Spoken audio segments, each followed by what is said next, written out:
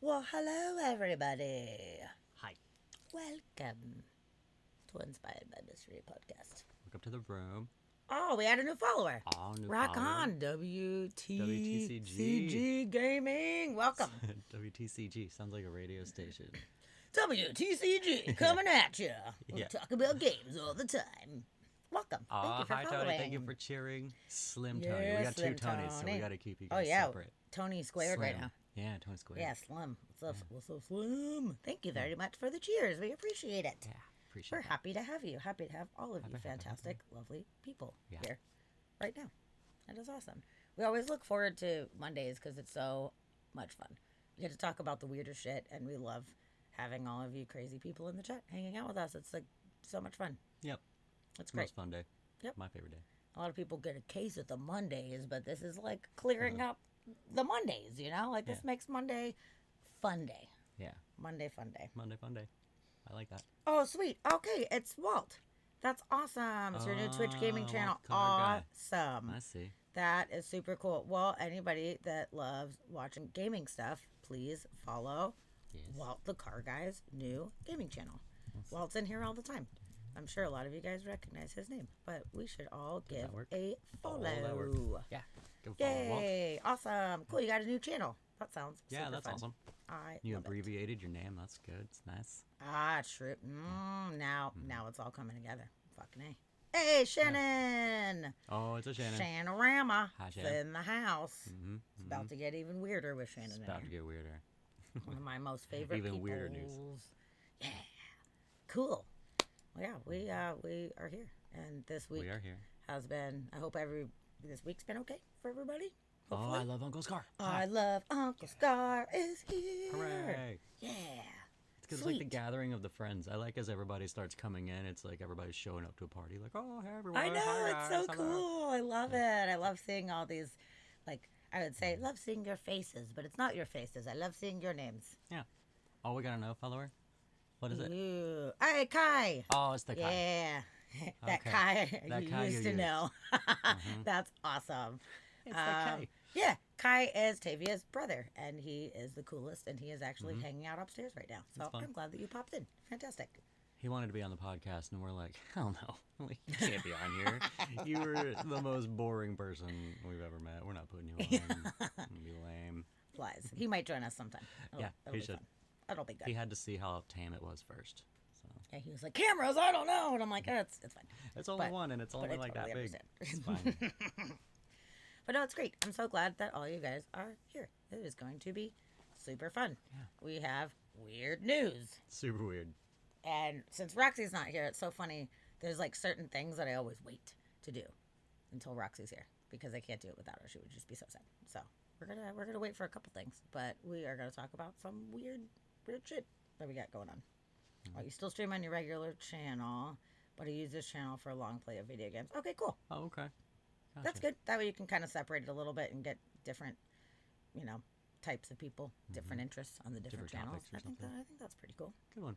I'm actually Cool, thinking cool. about starting like a kind of like an art stream. I might be streaming art. I'm not sure. That'd be so Playing cool. with the idea and trying to figure out how I can get it to set up. But I did get a new easel for a giant chalkboard that I've got, so I'm stoked on that. And I might be streaming myself working on a chalkboard. That'd be so cool. Yeah, that'd be Oh, fun. you have a fuzz on your head. Hold on, let me get it. Okay, No, fuzz that was free. my We're fuzz friend. free. That's your favorite fuzz. Fluffy, no. She just threw Fluffy on the floor. I did. I saved the day. Oh, I think your art stream would be really, really, really cool. Thanks. I would love That'd be it. cool. I like Would two you people. guys watch an art stream if Dusty did an art stream? Would you guys Yeah. check it out? Would anyone care? It would probably I be would. at like 3 or 4 in the morning. No, it would not be 3 or 4 in the morning.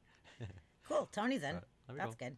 I would probably just Turn it down. sit and talk shit about whatever it is that I'm listening to. That'd be awesome. Let me do it naked. It's the only way art. Well, a loincloth. Maybe you could have like a maple leaf One or little something like loincloth. that. Yeah. Or just like a nude morph suit. Just like a nude color morph suit. Oh, now that would be fun. That'd be fun. That's when you get up for work. Lord of mercy. It's true. Yeah. You're the early bird of the crew. Yeah, I think that'd be great. I think we should make it happen. Yeah. Be awesome. Let's see what I can figure out. Oh, I just realized that you guys were totally cheating, and I had the image share on, so you could see one of the articles that's coming up. Yep, yep. That was not good, but We you didn't know even what? realize it. No one even I know. told us. No one even told Nope. us that you could But see you know it. what? Since you guys already saw that one, we'll start with that We'll one. talk about it. Yeah. But we should not. Let's not even do it. They saw it. Fuck It's it. like you don't even know. We're just tricking you. We're not doing it. Okay, now this is a weird one. Let me log into the thing. Hey, Plain Toast No Jam! Plain What's Toast. up? I am so glad that you are here. Yeah, welcome. Welcome. back. Welcome back. Nice We're to see so you again. happy to have you. Yeah. Mm, We're just and I getting love into our toast. first article, so you're just in time. Yeah. We just said hey to everybody. We're just talking shit, and we're glad that you are here. And you're just in time to read about or hear, I guess, about a really bizarre situation. So we all know. I mean, how bizarre? How bizarre? This one's pretty weird. So we all know that North Korea is a very unique and interesting place. And Yeah, since they those are words. so kind of separated from everybody else, they depend on very specific trades and things. And, they don't have that many resources there. So they have to work with what they got. So apparently there has been a nationwide manure shortage that they have had for a while now. And they were having deals with China about getting manure shipped over for them to be able to grow their crops and all of that stuff. And when COVID happened, they shut the borders down. And oh no, not enough manure. What are you going to do? So if you're North Korea and you don't have enough manure, what do? Well, you kind of sanction the people to turn in their own shit and pee. And their animals shit and pee. And I couldn't make this up if I fucking tried. I did not even think that this was real when I first read it. And you know what? Maybe it's not, but I'm pretty sure this is a legitimate article. So here we go. Desperate Kim Jong-un pleads with citizens to make more poop. We need more. Everyone. The fuck? Yeah. Everyone needs to start eating prunes real quick. It's really That's weird. okay. It's a weird We thing. have a manure shortage. It's a dire fertilizer shortage across the country. Oh my goodness gracious. So, in addition to this, they've been doing a bunch of missile tests lately, which they're, not supposed to be doing, but they're just doing them anyway. They did a couple more today, which really pissed off Japan. So these guys are just getting crazy all over the place. But really, the most important thing is they need people's piss and shit right now. Yep. Yes, this is the same guy who claimed his dad invented the burrito. That is, in Yeah. fact, Yeah. truth. Which, if everybody would eat Yes. more burritos, it's probably helpful. Yeah, if you eat more burritos, man, you're going to help the cause. Mm-hmm. So yeah. Basically, they... Hold on, I got to find this one specific part of this article. And honestly, some of the things in this article are kind of funny. They're making poop jokes. Like, we're constantly digging ourselves out of the crap created by the last North Korean missile launches. So people are using some poop jokes in here, which is kind of fun. But they're saying, with manure, not missiles, ranking as the first struggle for the new year, North Korea authorities were essentially pressuring people to qualify for a manure pass, just as South Korean citizens need quarantine passes certifying that they are vaccinated. So, from what I'm gathering from this, in order to get a manure pass and to receive manure, you have to be contributing to the manure.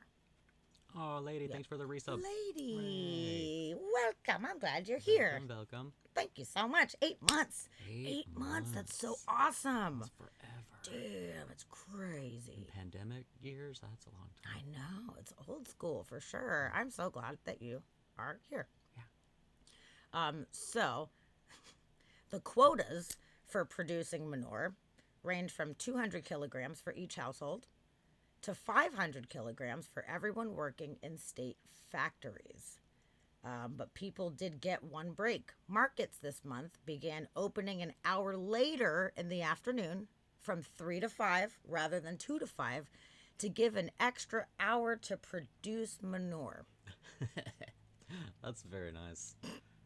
So for that hour, just everybody's taking a shit, like Apparently so. giant portion of the population. Apparently That's gonna be rough on so. the plumbing. So there's quotas. This is so fucking crazy. How people are to contribute so much manure in a country where animals are in short supply is not clear, but the term homemade comes up frequently in reports in the North Korea media, heaping praise on efforts to spread enough manure ever since the sanctions and COVID-19 began seriously cutting off supplies from China and South Korea in 2020. Homemade. So homemade by definition covers manure made from excrement of any kind, human or animal, together with weeds, garbage, and even ash rich in chemicals. Presumably oxen, on which farms typically rely rather than machinery to till the fields, are also a major source. So that's good. Okay, we're taking some ox shit going down. This is just like the weirdest story we've covered in a fucking long time. Yeah. So they would, spread hundreds of tons of this stuff, and they're just trying to get people to contribute homemade. It's so fucking crazy sanctioning people to do this. It's much manure? Like, I didn't really realize that we're using that much manure to farm.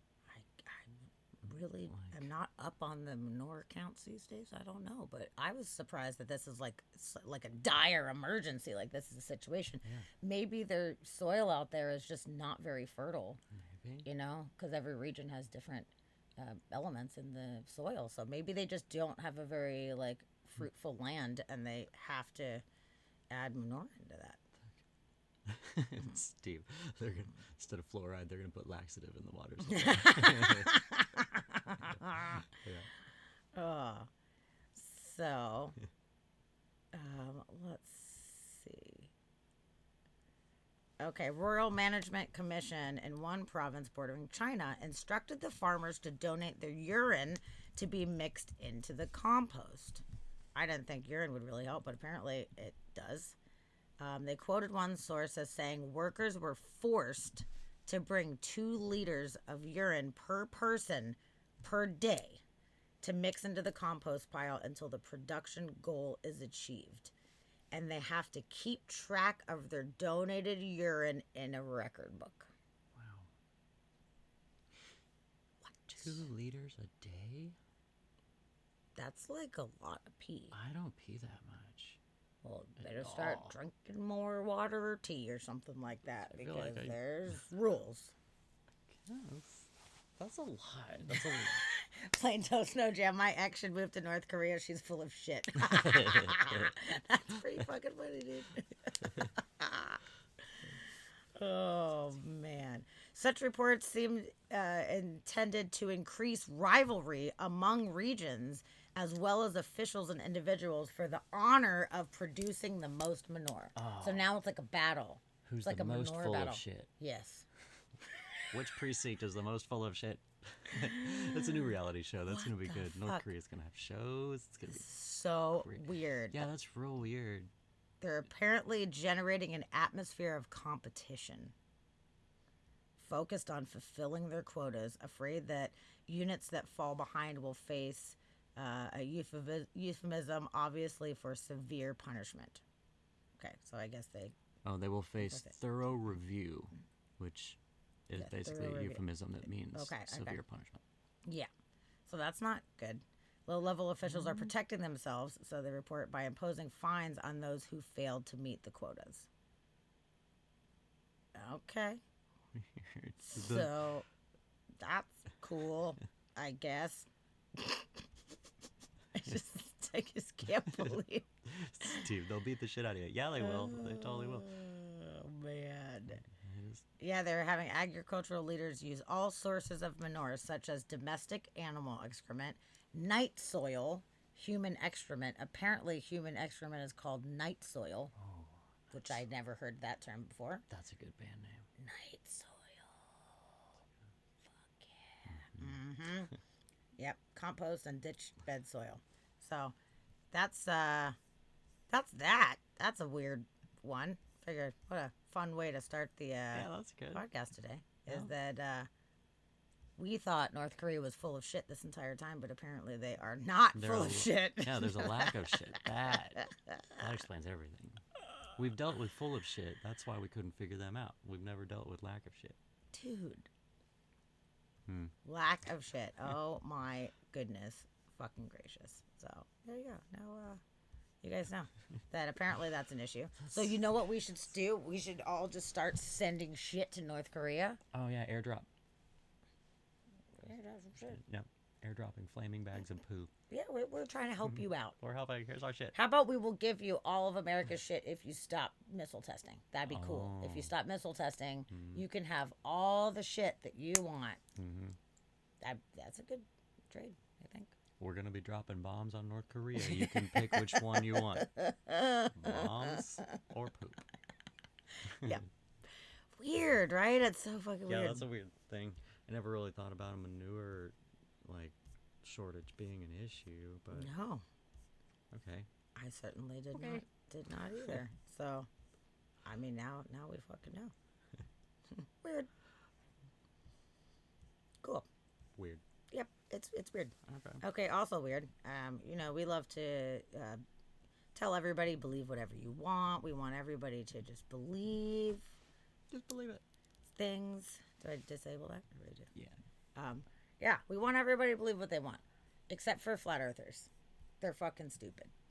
I'm so sorry, but I'm judging really hard on that one. You know, hey, believe what you want. Like, there's a lot of things in this world. It's up to you to find what you resonate with. Flat earthers, though, it's something I can't fucking handle. Like, I have a really hard time handling this thing. Yeah. And You're not there is no, I know, but I'm trying to figure out how to show it okay. properly because it's not all showing everything. Dusty's coming to the rescue here. Okay, perfect. So there's a new theory for flat earthers. Are you guys ready? Okay. Do you guys want to guess? Maybe you guys guess. There's a new If one. you were a flat earther and you had to navigate some of the problematic science that has come up on just like flatness, Yeah.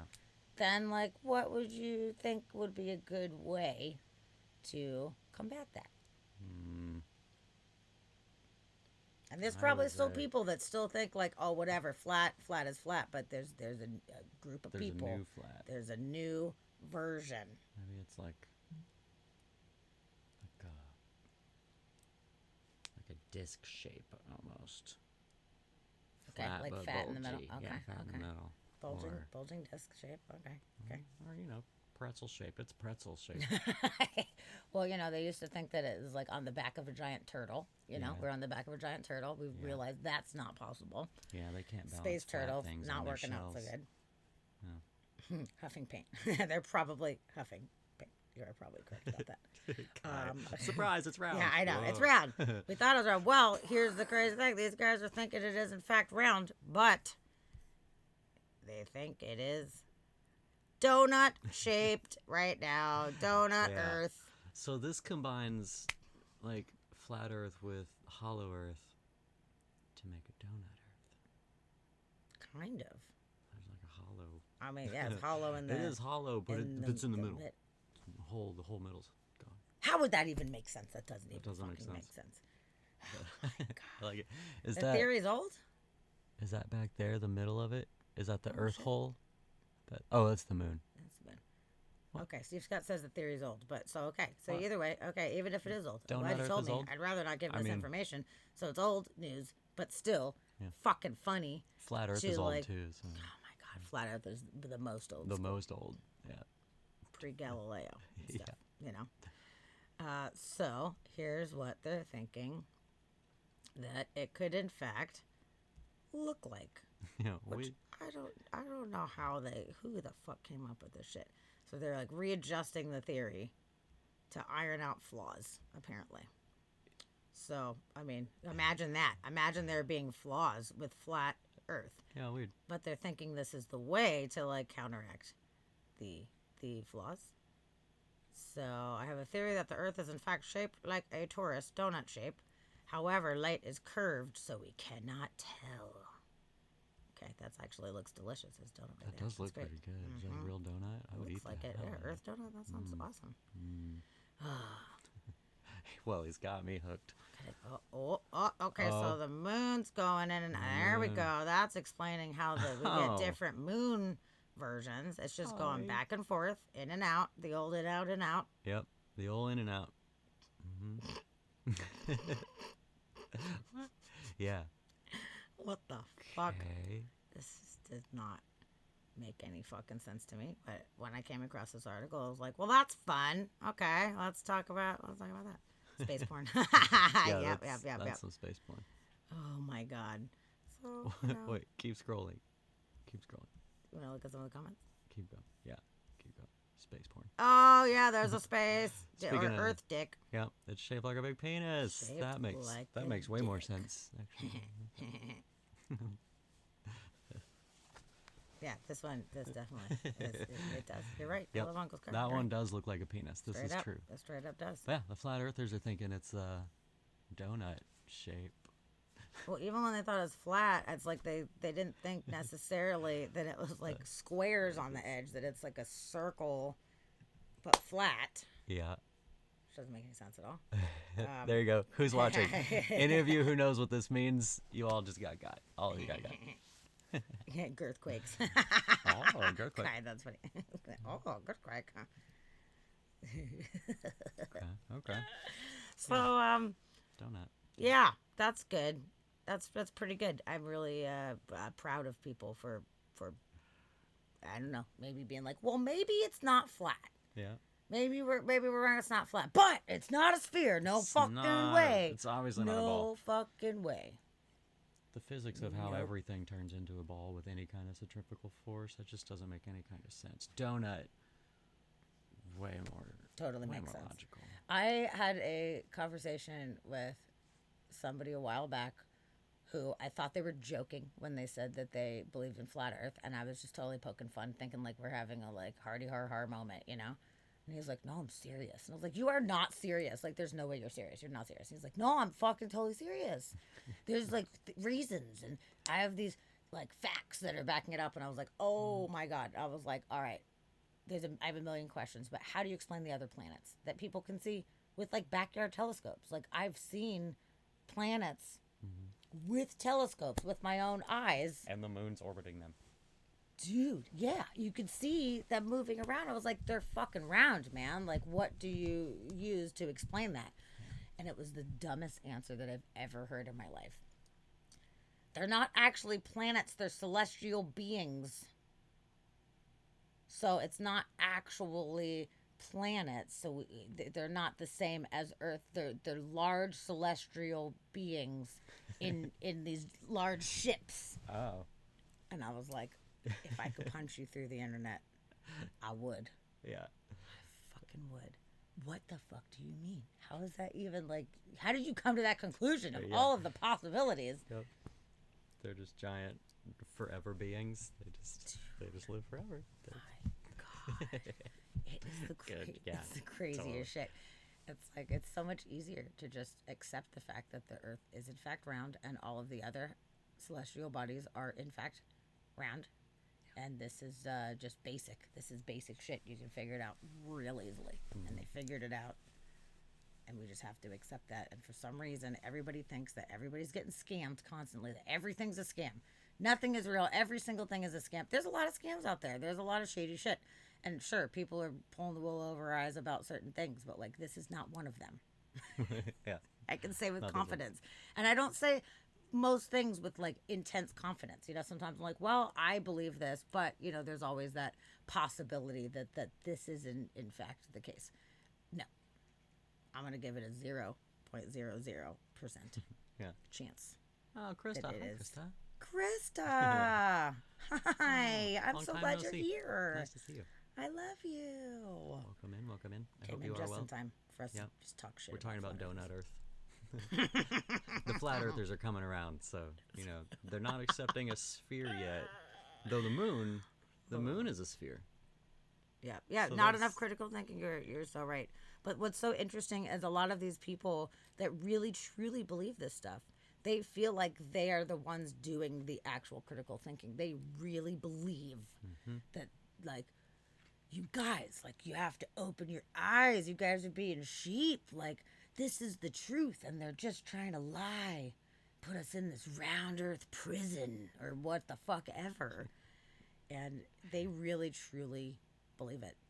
And there's actually a guy that is like the head of the Flat Earth Society. He lives really close. He's on Whidbey Island, which is like right down the fucking he's road right over here. from here. And there's a documentary, Beyond the Curve or whatever, Behind the Curve or whatever it was. And I watched about half of it, and it was really interesting. These people are like, nah, man, like I thought it was crazy too, but then I heard about these things, and now I'm sold. It's like, you're not even a scientist. And one of the things that they did is interesting. There was some machine that was like $30,000. It was a super expensive machine, and they're like, if we get this machine, I forgot the details of what it is that they were trying to prove, what the experiment actually was. I'm sure you can look it up. But like, we have this machine, it's going to detect these little small anomalies, and it's going to prove that the earth is in fact flat, because if it's round, it's not going to be able to do these things, and we know it, and it's going to fucking prove it. So they get this machine, they do this experiment, and of course the experiment did not prove what they wanted it to prove, and then they said it was a faulty machine, and this machine doesn't work, and we need another machine. Like, they didn't get the memo where it's like, We need a new one. okay, well, this didn't actually say what we wanted it to say, so maybe there's something to that. Maybe we should think about that. Mm-hmm. And they, in fact, did not You don't think do that. about that Yeah, you blame the machine. at all. They This blame, controller's they blame busted, the fucking always. machine, dude. Oh, my God. So, Donut Earth. That's good.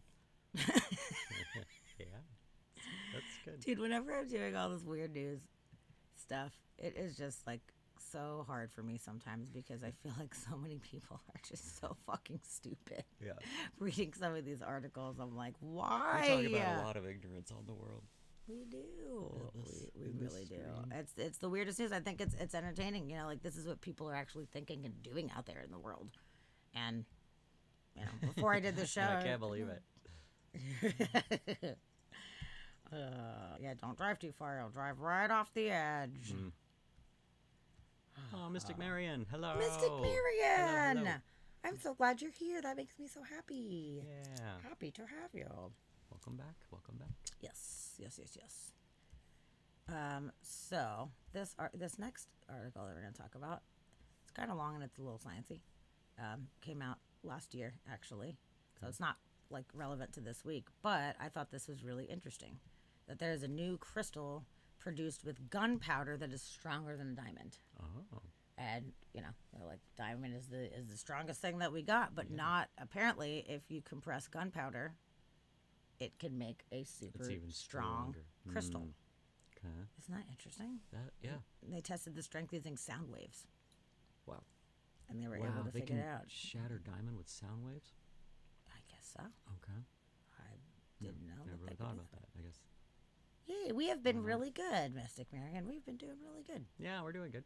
It's been a pretty nice, super chill last week. It's been good. I went to my Happy. first concert since before lockdown. Oh, Went and saw Tool. yes, we went and saw Tool concert, Yep. and Tool's one of my all-time favorite bands ever. And I've seen them a few times before, and this was the best. This was the best show Yeah. that I have seen. It was really, really good. Yeah, it was awesome. I loved it. So that was it's been a good week. That Yeah, was last Tuesday. nice. It was so cool. And we didn't get COVID by And going. we didn't get COVID. Thank goodness. We went to a friend's party a couple nights ago, and they had tests before you could come into the party. You had to do a little home test. So we're good. We went to a concert, did not get COVID. I feel successful in that endeavor. That's great. Yeah. Kai beat me to it. The shotgun wedding. I was totally thinking it. Yeah. Yeah, I was thinking it's You a fucking got shotgun it. wedding ring. Yep, it is a shotgun wedding ring. Yeah. So it's pretty awesome. So it's what is it? Lawn's Delight. I don't know. That's a weird word. That's not a very like roll off the tongue kind of world. But it's Where a is it? hexagonal diamond. Oh, okay. Yeah, Lonsdaleite. Lonsdaleite. Hexagonal diamond. And it's even stronger than a diamond. The rare six-sided crystalline mineral has seldom been found in nature, generally only at meteorite impact sites.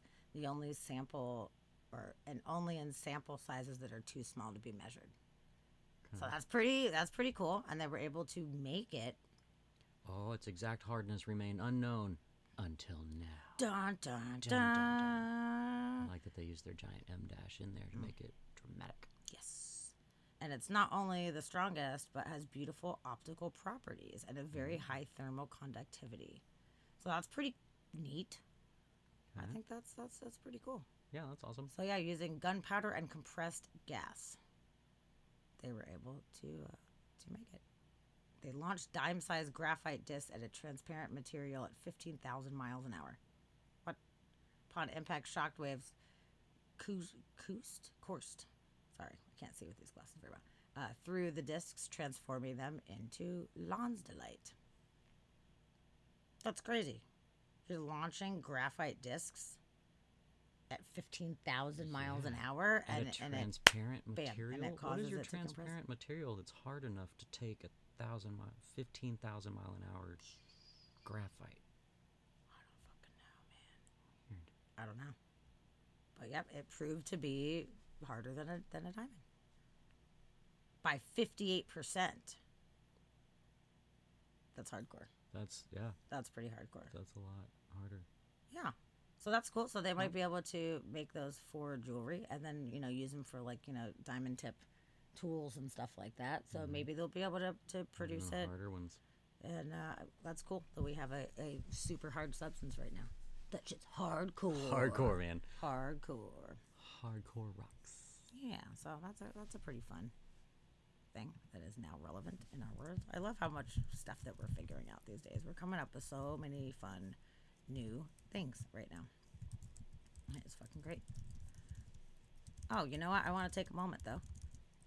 This is also some crazy news. I'm sure that the majority of you guys out there heard about the crazy volcanic eruption in Tonga that happened a couple days ago.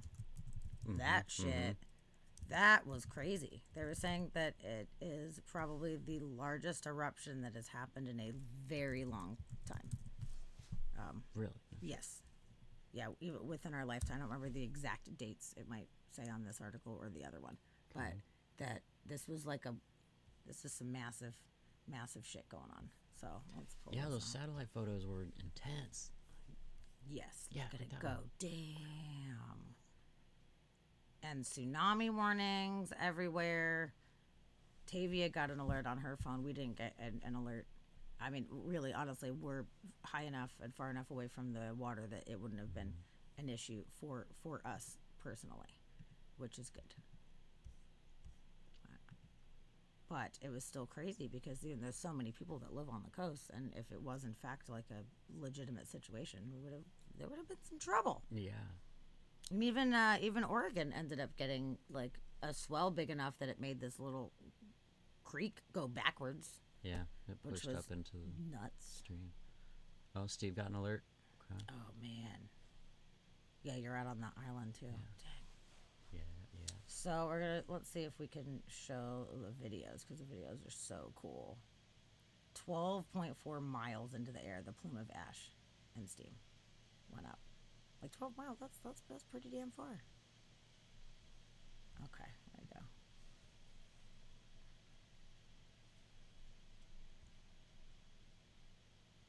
I now want to bring in Robin Andrews. He's a science journalist, a volcanologist. He's also the author of the book Supervolcanoes, What They Reveal About the Earth and the Worlds Beyond. Robin, we appreciate you sharing your expertise with us this morning. Those satellite images are really stunning. Explain to our viewers what's happening in these images and how these volcanic eruptions can lead to multiple tsunami warnings and advisories. Yeah, so the first thing to point out is that this part of the world, it's like no surprise that there is volcanic activity happening. I mean, I think a couple of years ago, an island was destroyed by an eruption, and then it kind of built a new island out of that eruption. So you get to see this kind of destructive and creative process happening at the same time.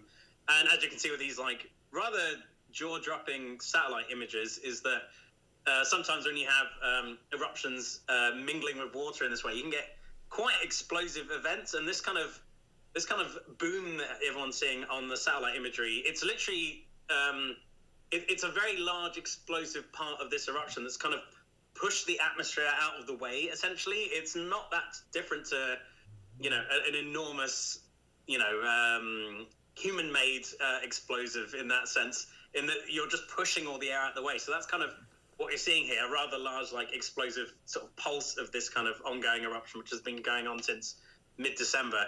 And as for why that kind of created a tsunami, I think scientists aren't quite sure exactly what happened here, but in order to get a tsunami, you need to displace a lot of water very quickly. So perhaps part of the volcano sort of fell off underwater and just sort of pushed seawater out of the way. But people are looking into these images and they'll come up with a more concrete explanation. But yeah, it's not surprising that a violent volcanic eruption from a sort of partially underwater volcano has caused this kind of tsunami. It's just fortunate that it's not worse at the moment, although people on could have been a lot in the archipelago are obviously seeing it slightly more severely. So obviously thoughts are with them at the moment. Hopefully everyone's safe. Whew. Yeah, looking at those satellite photos, that tsunami feels like that should be giant. Like that should have. Yeah, I'm surprised So that much it more wasn't water worse. should have been I don't know why it wasn't worse, but I'm glad that it was not. Because after the whole Thailand situation that happened and 154,000 people or some 250,000, I don't remember. It was like a shit fuck ton of people died from that one. So I'm so glad that it wasn't that kind of situation. That is really good. Definitely. Dodge that bullet. Something very, very interesting, though, is did you guys hear about the shockwave that went around the Earth twice? Twice. Which is crazy. Like, obviously, it was a big event. It's going to cause a shockwave. I don't know. I guess I didn't think that it was that big in that moment that it would circle around the globe twice.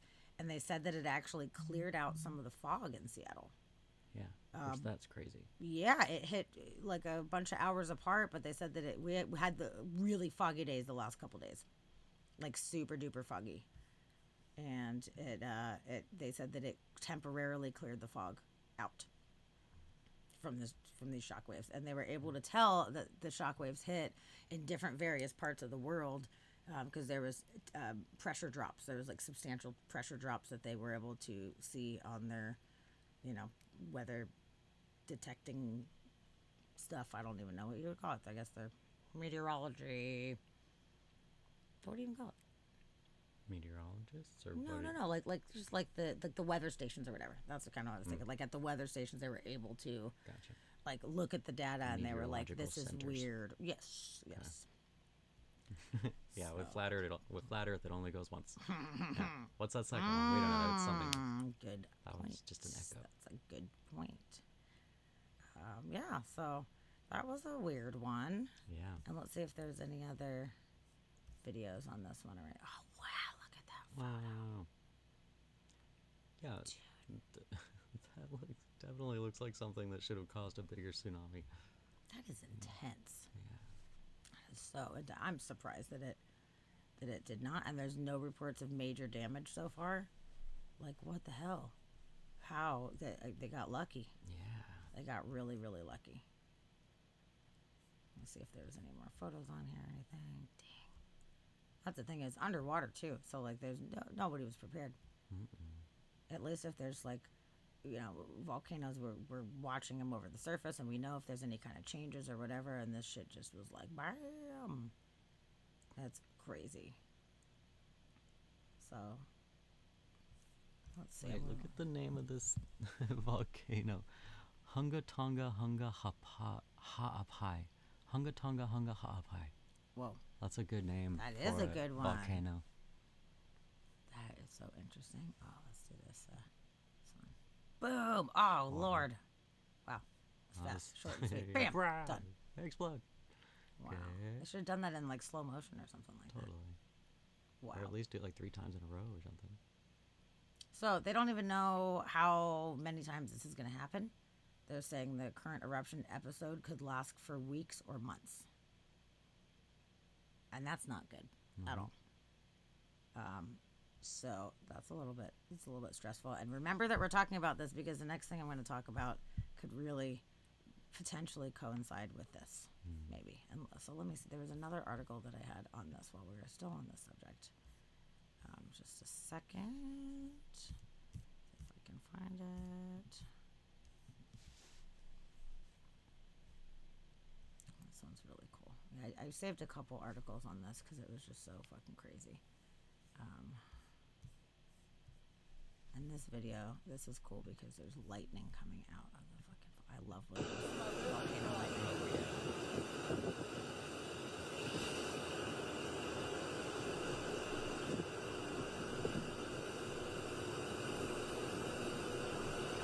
Crazy to see. It's so trippy. Jesus.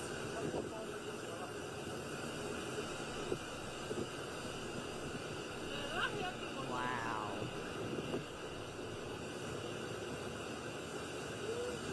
Damn, you see the lightning? Oh, and there we go. There's a big black shit coming out of it. Oh my god. Yes, Iowa local sky. This is totally the one. Also, Marion, yeah, it's not a volcano that connects Cali to Washington. It's a portion of the Ring of Fire. Like, there's the Ring of Fire that goes all the way around the planet, and that's a portion of it. But there are fault lines that go through California, and one that they just recently in past years found that goes through Washington that actually goes right underneath the Sound and directly into downtown Seattle. So that's exciting. And it's more overdue than the San Andreas fault, which is the one that's in LA and San Diego, the one down there that the big one is supposed to come from. They found it that this one up here by us is actually even more overdue. Yeah, the Cascadia Cascade system. fault. So we have a small tectonic plate that is off the coast of Washington. It's the smallest of them, the Juan de Fuca plate. And you've got the Pacific plate, and then the North American plate, and then this little plate in the middle. And it's a subduction zone. So it's causing a lot of pressure, basically. It's definitely causing an awful lot of pressure. And there's like little bits that it releases energy. We've had a couple smaller earthquakes over the past good few years, which is good, just releasing some pressure. But they know that there is so much pressure built up that they're saying there's a substantial chance within the next 30 years that there will be a gigantic earthquake. So, like they've been sitting on the San Andreas saying like, oh, the big one's going to come. Like it's here. They genuinely think it would be the biggest earthquake that has ever been recorded on the earth here. So I hope that doesn't happen. I really hope that doesn't happen. But we do have a bunch of volcanoes around here. We have like this chain of volcanoes. So we've got like Mount Adams and Mount Hood and Mount Baker and Rainier and let's see, there's one more that Helens, St. Helens. Those are the 5 like main ones that are all in this area. So northern Oregon to Washington, and there's just like this line of volcanoes. Yeah. And we all know what happened with Mount St. Helens a while back. So the possibility is definitely distinct that something could happen, although they are all monitored. And presently in this moment, there is no imminent danger from our volcanoes that we have right now. But it could happen. It could happen. I mean, they're watching to see what kind of pressure's building, like if the magma chambers are filling or full or whatever, and that's when you really got to be watching out. But it seems like everything's kind of in a chill state right now with all of the volcanoes out here, and hopefully it stays that way. But Hope so. shit happens. Like the Earth constantly does this kind of shit, and it's gonna keep happening regardless of whether we want it to or not. It's not static. No, and yes, the mini earthquakes definitely do help. It definitely helps release a little bit of pressure. So if we had a gigantic, massive earthquake like they're predicting could happen out here, like that has the potential of shaking some of the magma chambers and causing those guys to go to. It could, if it's that big. I mean, we've never really experienced anything like that, but it would not be surprising if it was able to jostle some stuff and have a lot of that gas just, escape. Yeah. So, Yeah, if it's a big enough earthquake. And like, I wonder what, like, how Yellowstone is attached. Like, what ramifications could come from it. Like, because Yellowstone, really, geologically, Yellowstone's right there. It's not too far away on the planet. And I feel like that being a super volcano is going to have some kind of connection to the Ring of Fire somewhere. Maybe not. But I feel like it's, at least going to have some kind of repercussion. It may. Whether it sends it off or not. But it may. I don't know. Just something to think about. As far as like the shockwaves under the ground, like I feel like it's far enough away that those waves would dissipate and be menial by the time that it reaches there. Yeah. But Hopefully, yeah. who knows? And that's game over But when if it if that shit loosens happens. something up and things start shifting, like it might be months down the line. Maybe it affects something that months down the line go. It could. I mean, you're all a big totally chain right. reaction. It definitely could. So hopefully that's not what happens. Oh, well, it's just a photo. Here's a photo of a it video. tricked me. Great, thanks. Mount Lassen in Northern California. Oh yeah, you got all the California Yeah, California ones too, and then Shasta. Yeah, there's a bunch. We got a bunch of volcanoes Yeah, for sure.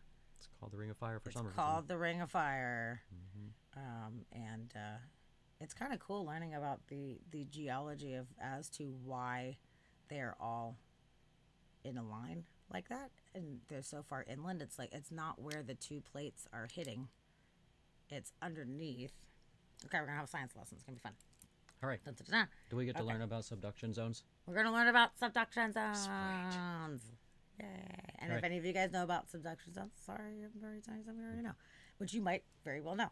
But for those that don't, so you've got like the West Coast. So let's say, I know this part. okay. So here is the Pacific Plate, and here is the North American Plate, and here is like the coast of, let's say, Washington right here. So basically what's happening is this guy is slipping underneath. It's going under, which is what causes a lot of friction. And then there's the little Juan de Fuca in the middle, which is like having to deal with all the stress too. So basically what can happen is this can kind of get stuck under, and then boom, that can cause an earthquake. So it's like pulling under like that, and then it's like ba-bam. That's what causes the really big earthquakes. But as far as the volcanoes construction, so this guy's going underneath and it's going underground, and when it gets to about here, it's melting from all the heat and pressure. So it's causing like extreme magma plumes, and then the magma shoots up to the surface here, and that's what makes our volcanoes. So it's like the crunching of the land and then the magma coming up. So that's why there's a reasonable distance from the coast to the volcanoes themselves. But there's a bunch of them all down because that's just how far it has to go to start melting and to become volcanoes. So we have an awful lot of them, and they're not necessarily all connected, but they're the reason they exist is all because of similar forces. But it doesn't mean if one goes that they're all going to go, which is good. Kai, you heard seduction zones, and I got excited. But yes, subduction zones, that's cool too. We don't talk about that until after 11 p.m. That's adult hour. Come on. Yes. So yeah, seduction zone. Welcome to the seduction zone. Welcome to my seduction zone. Yeah. Somehow those are probably attached to erotic zones, erogenous zones. Maybe so. Yeah, shockwaves have also been registered by observation sites in the UK, some 16,000 kilometers away, and all over the world. It's great. Oh yeah, Seduction Zone. The Seduction Zone. band. Yes, I'd go see Seduction Zone. that'd be fun. Be like a Sade cover band or something like that. Welcome to the Seduction Zone. Maybe I wouldn't go see them. I changed my mind. Well, I would have gone to see them not knowing what they were, and then I probably would have walked out a little after a song or two. And then like, That's, I think my teachers tried teaching me this in middle school, but my ADHD didn't allow me to remember. And that that's totally fair. yeah. I did not remember much in school either because I definitely had ADD at that time too. I did not do well focusing, but there was certain subjects that I really was so interested in that the shit stuck with me, and it caused me throughout my life to continue to self-educate on a lot of these things. Like I really, really enjoy geology a lot. So I kind of invested a good amount of time into that. I even took like a little class last year. That was the Planet Earth and You, which was fun. So I learned about different kinds of faults and everything like that, which was really neat. Mm-hmm. It was great. But yeah, I definitely really enjoy this stuff. I like to know how the Earth moves around and what the Earth is doing. Also, there's one of my favorite shows ever, if you're interested. It's out there. There's a few episodes on YouTube. And Tavia recently signed up for something, and we got a bunch of episodes, but it's called How the Earth Was Made. And it's like legit, it's one of my favorite shows I've ever seen in my life. It's so awesome. It's just a documentary geology show, and each episode takes place somewhere else in the world. So it'll be like Iceland. We're going to tell you how Iceland was created and go into all this detail. It's awesome. And it's sciencey, but it's in easier terms that even if you don't know,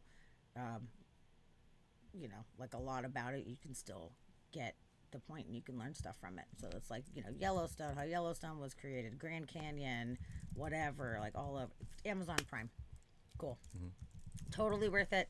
If anybody that is interested in it and how the Earth does what it does, you should definitely check that show out. Honestly, the Iceland episode is one of the coolest episodes ever. It's so neat. I really enjoy that one a lot. But there's just so many episodes, and they focus so much on each place, and it's very informative.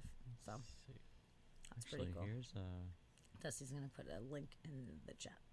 wow, this channel has like all of season 1 and season 2 on it. Well, Oh, that's awesome. awesome. For free on YouTube. Good. Send that shit over. Thanks, YouTube, for having things. It's really, really good. And I've watched some of the episodes like so many times, and I never get tired of it. It's like it's just reiterating the information to really like hammer it in, you know, which is what I really want. I really wanted to be able to like download a lot of this stuff. Yeah. Yeah, that link goes to a playlist where all of the first 2 seasons are on there. And yeah, it's one of our favorite like Earth documentary shows. You learn a lot about subduction zones. You do. So, based on that, okay, where's this other thing? I gotta find this very important thing, and it goes hand in hand with what we just talked about. Here we go. Okay, so we've talked on this show at different times about time traveler predictions, and you know, let's be honest, some of it's ridiculous, and who knows what on earth is really going on. Sometimes, you know, you're like, well, these people are obviously kooks and they're just trying to get publicity or whatever. But it does make me wonder, if time travel in fact does exist, are we able to come back, even if just one of these people was right? Mm-hmm. Then that means it's possible. So I'm not discrediting it at all, but I'm also not saying I believe it either. We're just going to share the information about what some of these time travelers are saying. And I guess time will tell. Time will tell. Yeah, nobody knows. And we're just gonna give it a go. So everybody remember these dates. Hey, Chid, what's up? Hey, buddy. Hi, Chid. I am glad that you are here, my dear friend. Came just in time for time travel predictions. No, Chid, we didn't call you a kook, but we would have if you were here. But we would never say it behind your back. Never. Okay, so this time traveler is talking about what is going to happen this year specifically. So I'm going to turn on the image share here.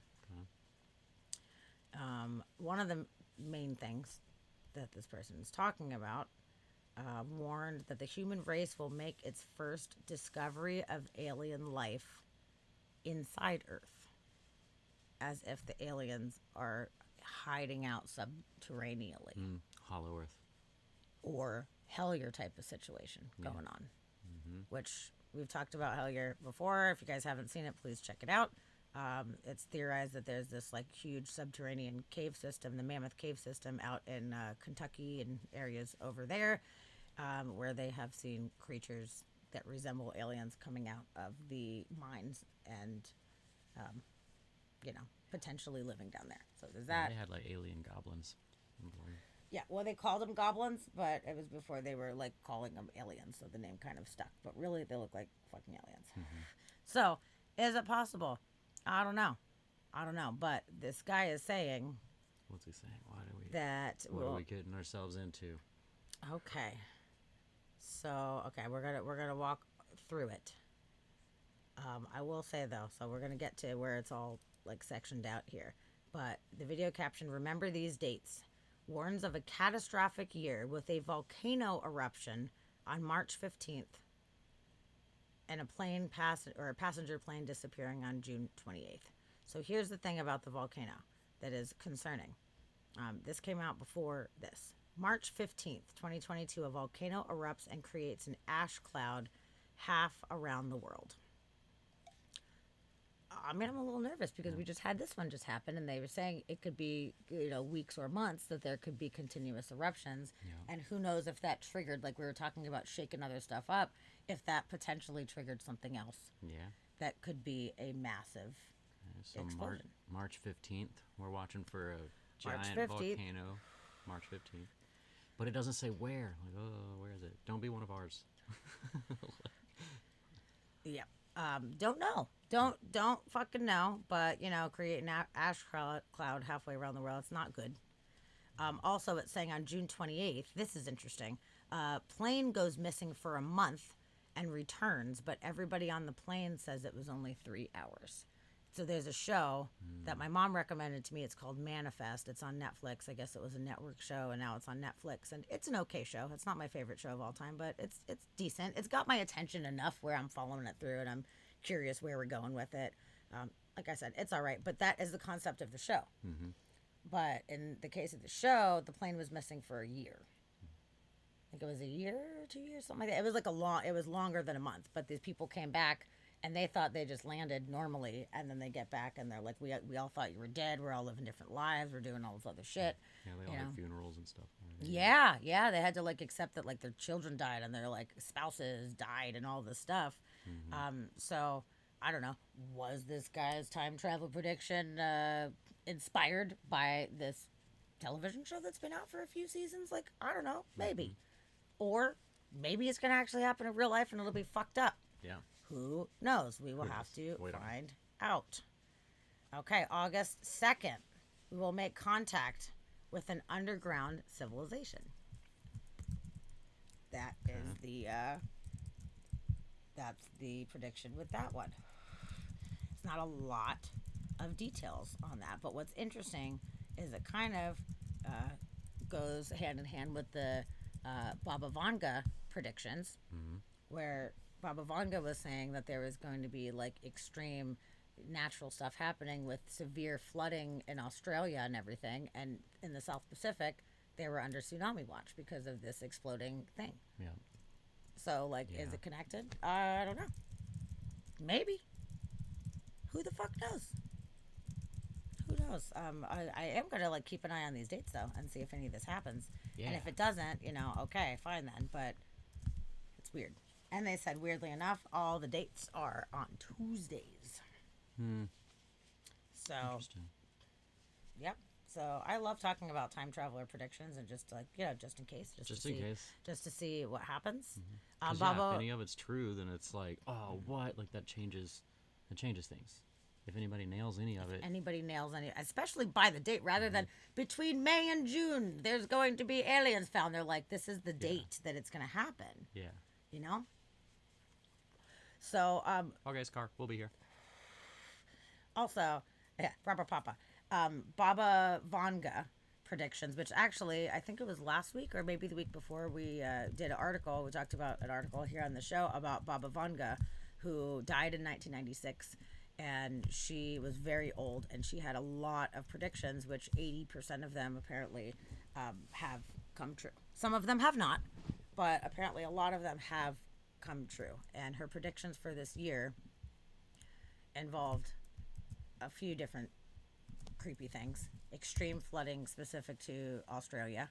She was talking about another pandemic arising as a result of melting Siberian permafrost, which at the time when she made this prediction, the permafrost was like fine at that moment. It wasn't melting. We're not in this like climate change catastrophe that we're in right now. So it's kind of weird. And I've been worried about this for quite some time. And they're talking about all the methane bubbles coming up and it's melting pretty fast. And I'm like, there's diseases from all these frozen animals under there. Like, what's going to happen? And then I saw that prediction. I was like, fuck, that's not good.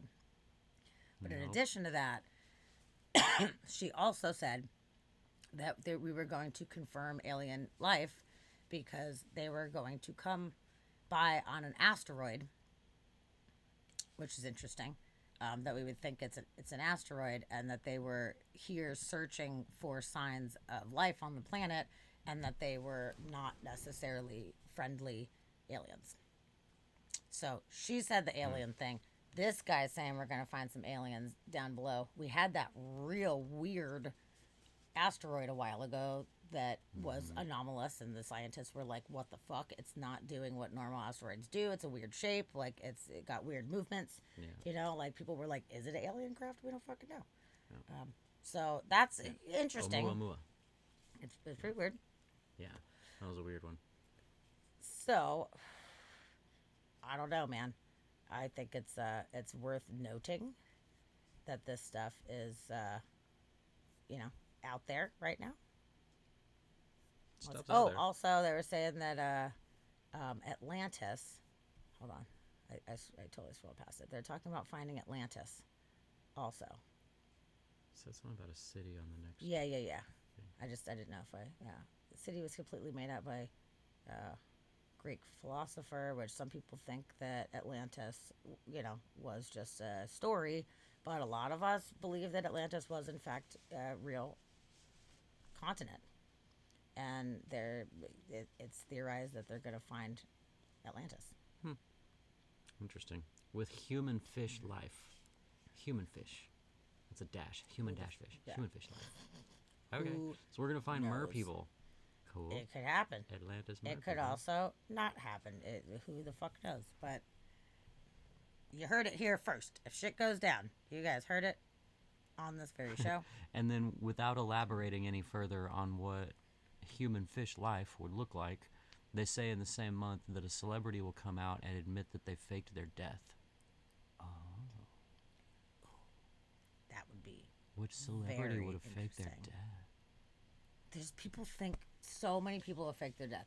There's like Elvis. People think Jim Morrison faked his death. People think Michael Jackson faked his death. Yeah. There's like all of these theories out there on Which certain, honestly, certain all the people. shit going around Michael Jackson, he probably has the most case to do it. And the money. Yeah. And the means. Yep. And he's obviously not afraid of plastic surgery, so... Oh, I knew Betty White was messing with us. Now that would Yeah. be Oh, that'd be awesome. crazy if she's like, just kidding, bitches. She I'm comes back fucking later alive." and she's like, I'm 103 years old. Oh my God, that would be the funniest real funny. trolling thing of all time. And it is actually her birthday today. Oh, it's today? Today would have been her Aw. 100th birthday. Happy birthday, Betty. So let's do a slancha Sancha. for To Betty. Betty to Betty White. To Betty White. Oh yeah, Tupac could have been Tupac. Yeah. Mm-hmm. We don't fucking know. Yeah, she is one of the best pranksters. Man, that would be crazy. One of the original pranksters. Or Bob Saget. Bob Saget too loves fucking with everybody. What if it was Bob Saget, That- dude? Oh no. That I could see happening. Where he's just like, joking. Oh my God. Yeah. Who knows? So we'll see. We'll see if it in fact happens. If any of this happens. I don't really put too much stake in these things happening. No way. But I found it interesting with the volcano situation because I read this article before this Tonga thing happened. Mm-hmm. And then when I was reading more about the Tonga volcano and they're like, there could be eruptions, like massive eruptions happening over the next couple months, I was like, shit. man. March like, 15th. What if it March 15th. happened? Everybody wait. Oh, I heard that there was something special that happens if you Google Betty White today. Let's do it. What is that? Let's Google Betty White. We're doing it. I'm going to Google Betty White right now. Okay, yeah. We're going to do We're it. doing it live. Okay, I'm gonna turn the image share on so we can see what happens. Hope it doesn't pop up porn because Twitch is not gonna like that. Betty White, Google search. Thank you for being a friend. Oh, no way, with the little rose Aw, petals that that's come down. cute. Yeah. Oh, that's adorable. Wow, that was Reload really it. Do nice. that again. That was cute.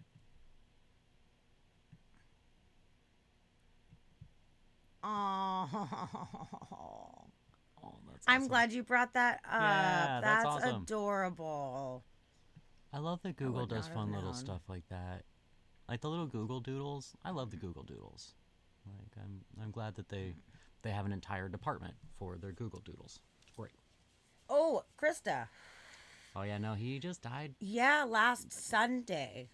Actually, not like yesterday, but a week ago. Yeah. He was found dead in a hotel room in Florida.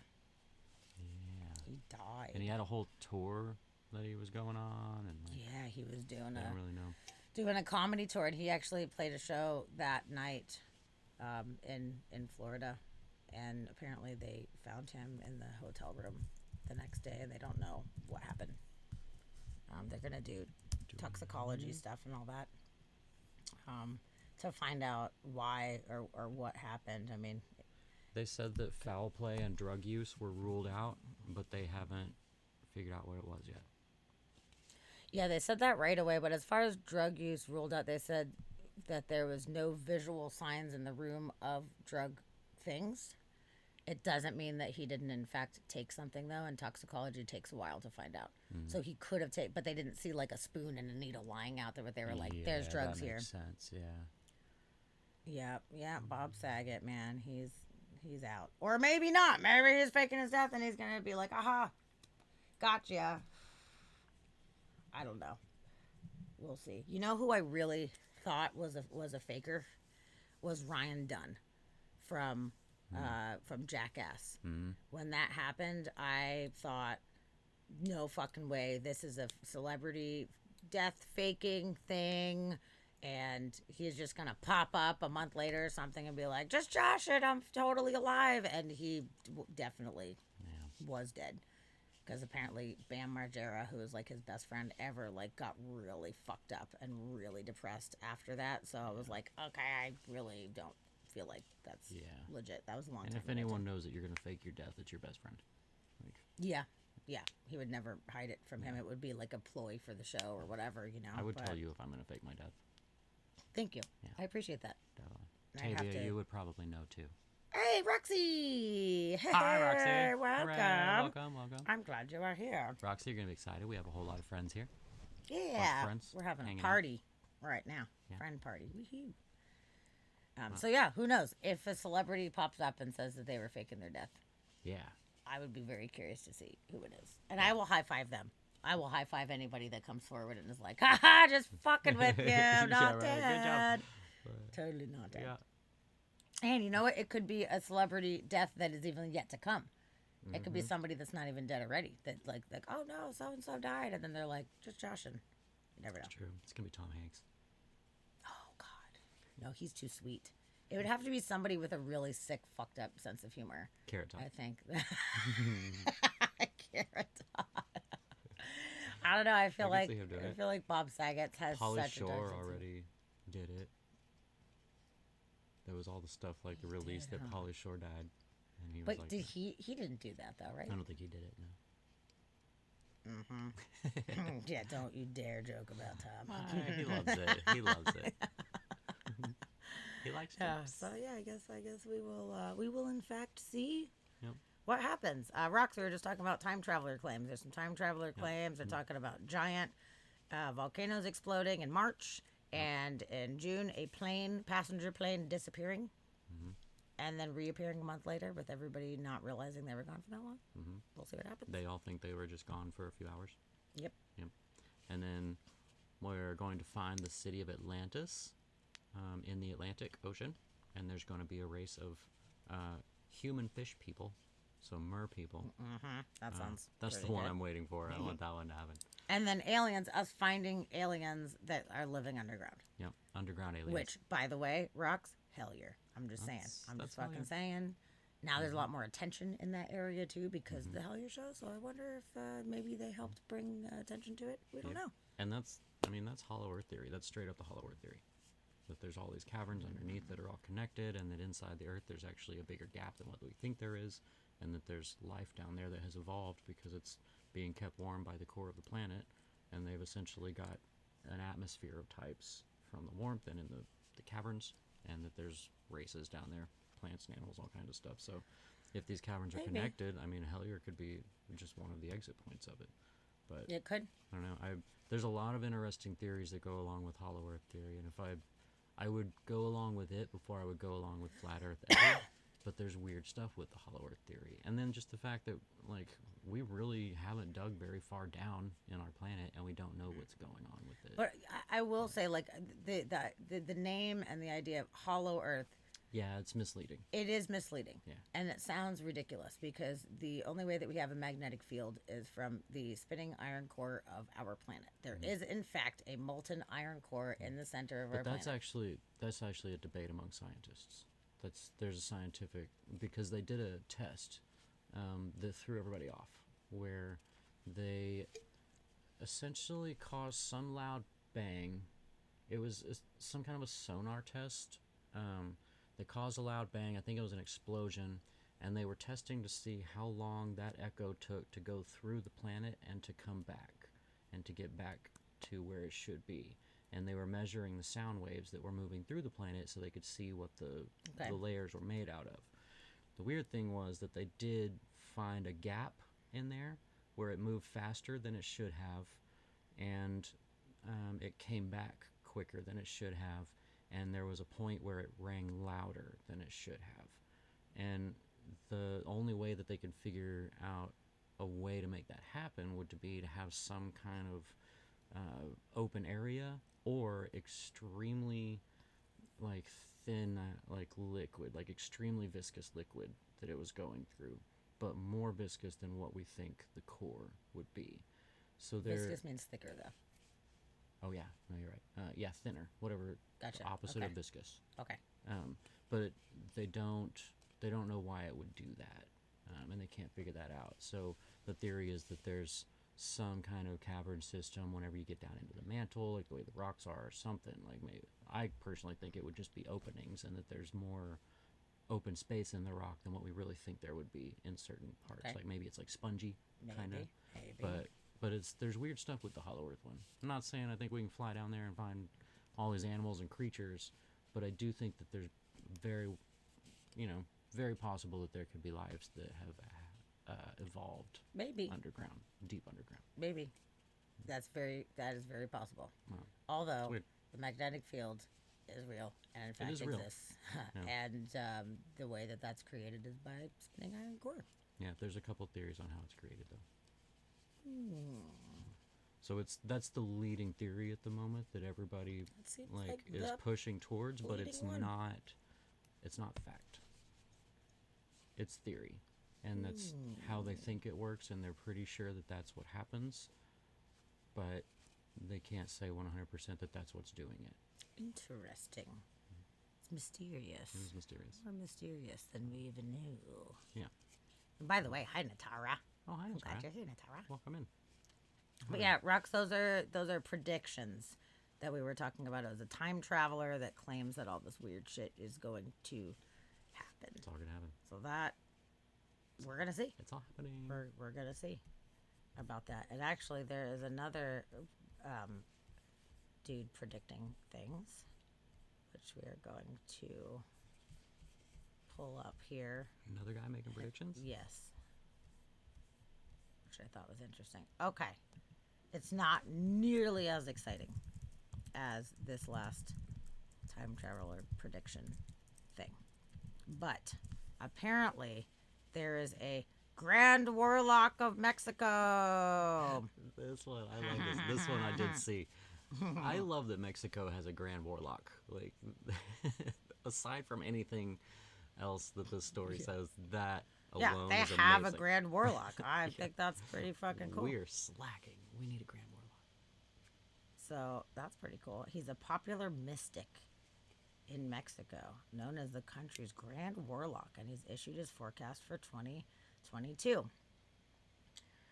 So we're going to do a scan real quick. Grand Warlock repeatedly kept the 3-decade-long tradition alive when he assembled the media to reveal what he sees happening over the next 12 months. And where the fuck is it? Oh, here we go. I have to go to the Coast to Coast website. Okay.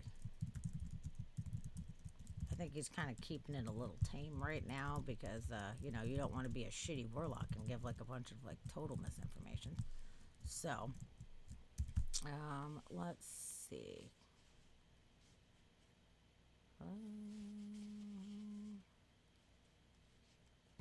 I love Uncle cautioned Scar. that- Yeah, can you wrangle in your uncle? That'd be great. All right. He cautioned that climate change will continue to be a serious problem facing the entire world and indicated that this year we are going to see how New York will be flooded more, and also warned that the United States will be impacted by economic troubles. Okay, fair enough.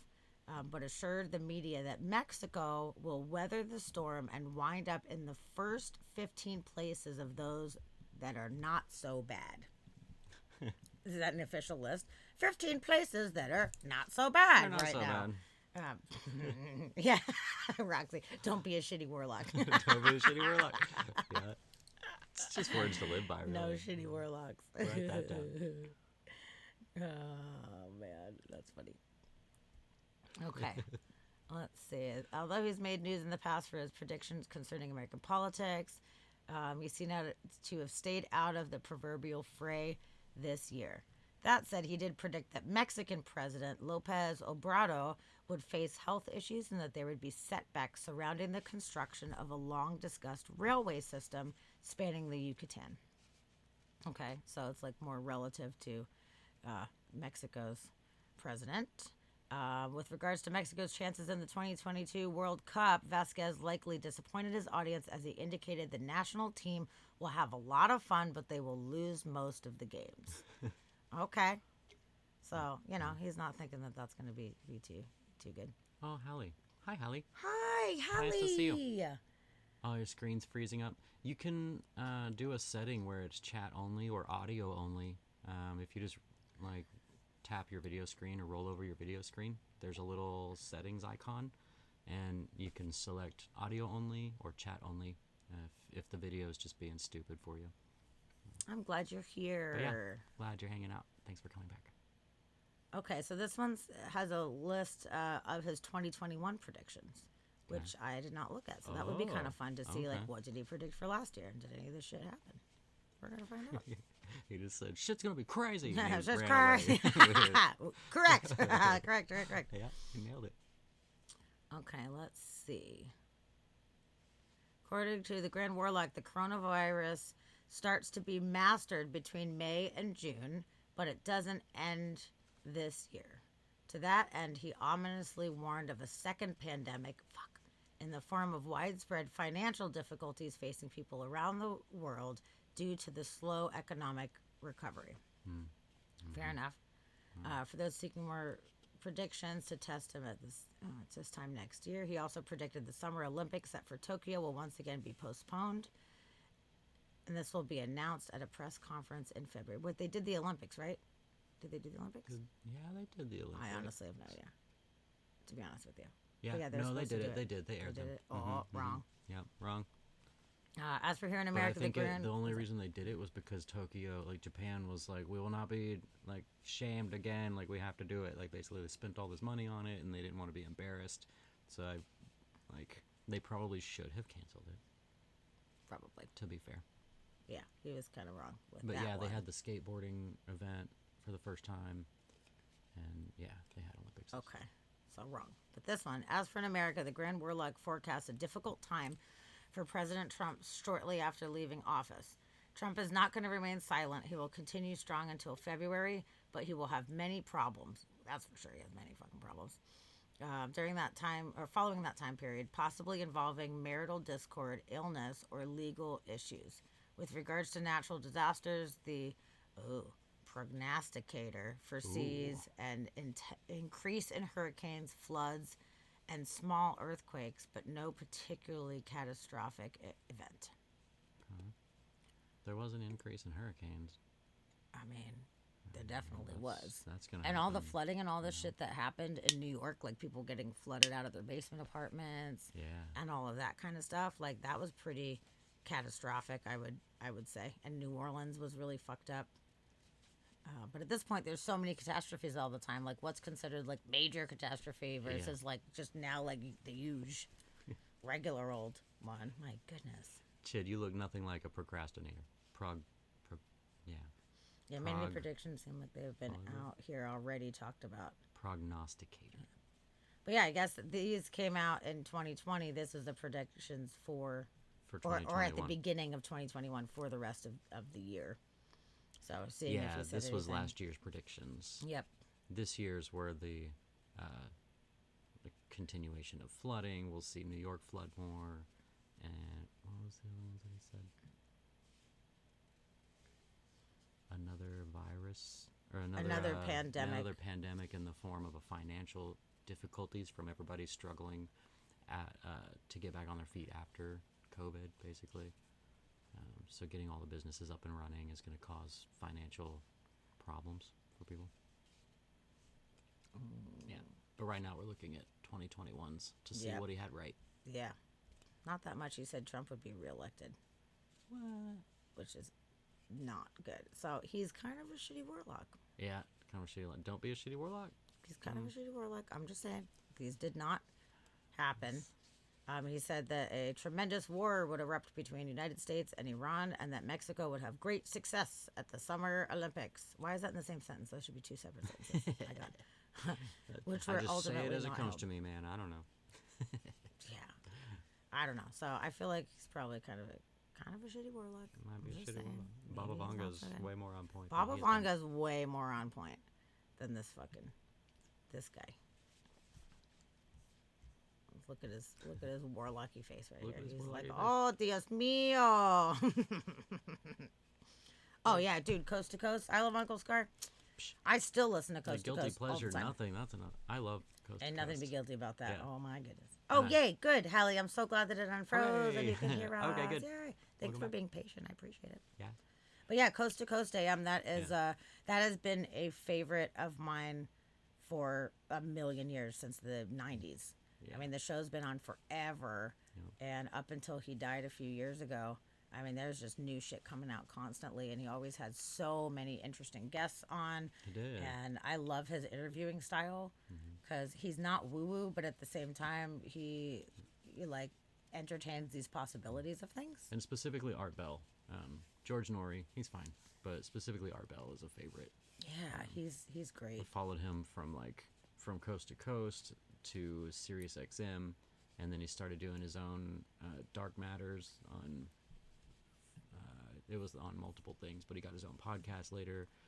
Before he died, like we followed him all over the place. Yeah, I love I'm Art like a huge Art Bell fan, and it was really sad when he died. Like I was really Bell. Yeah, that was bummed out. upsetting. You know, like celebrity deaths, they don't normally like get me so much. There's been a couple that really got me. Chris Cornell really fucking got me. That was real sad.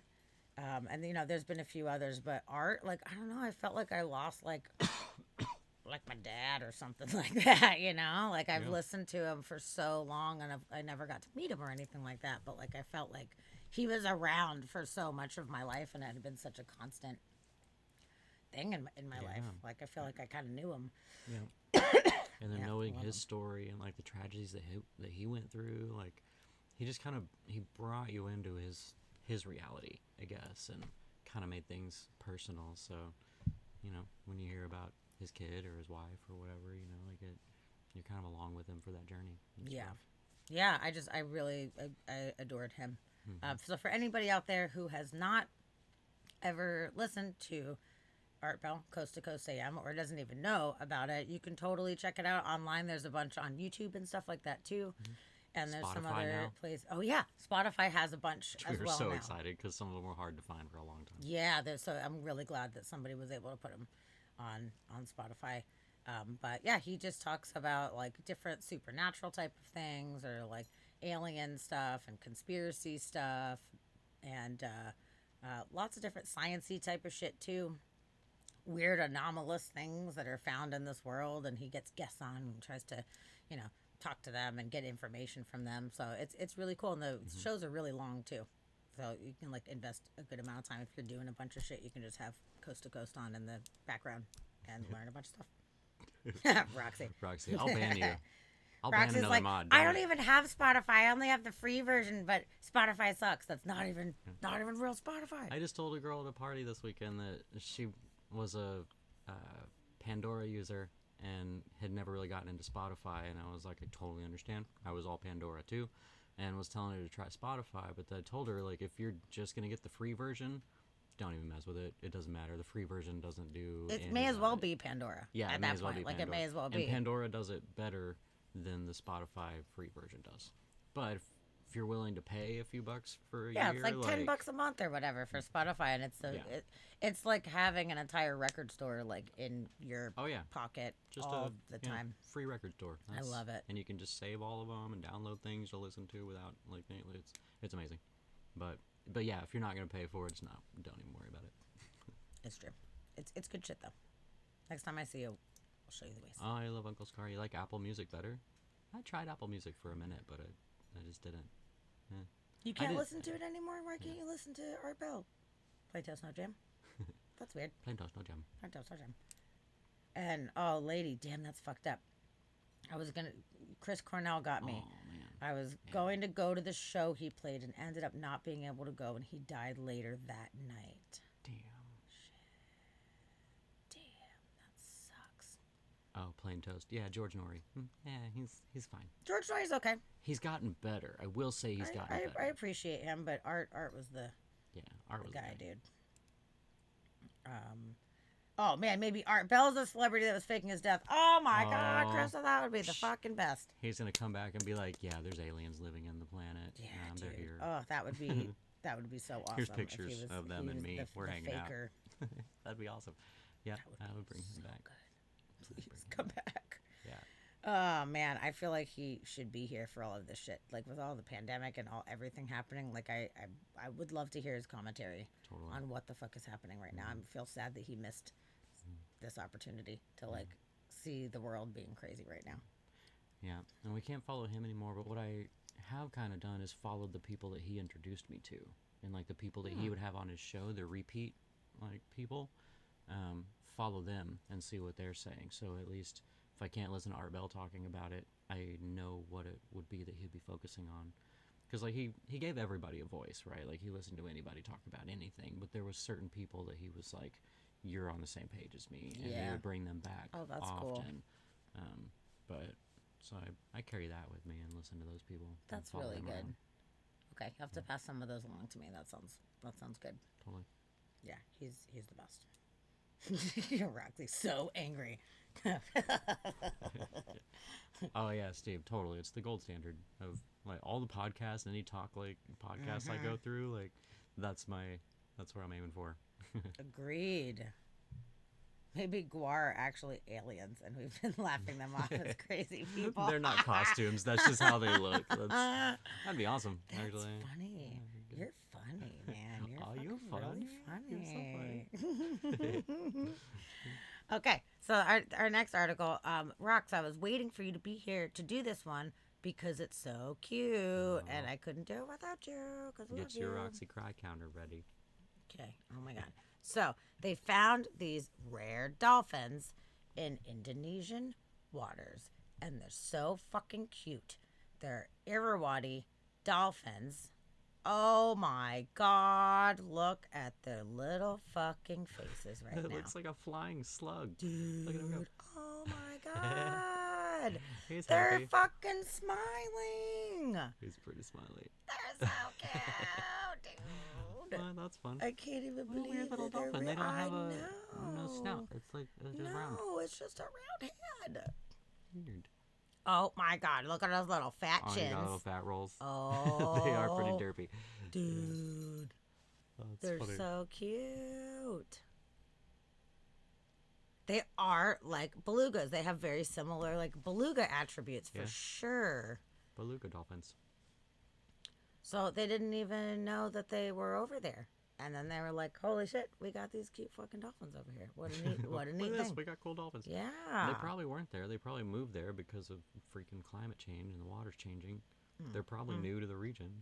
Because they would have known if they had these, right? I guess.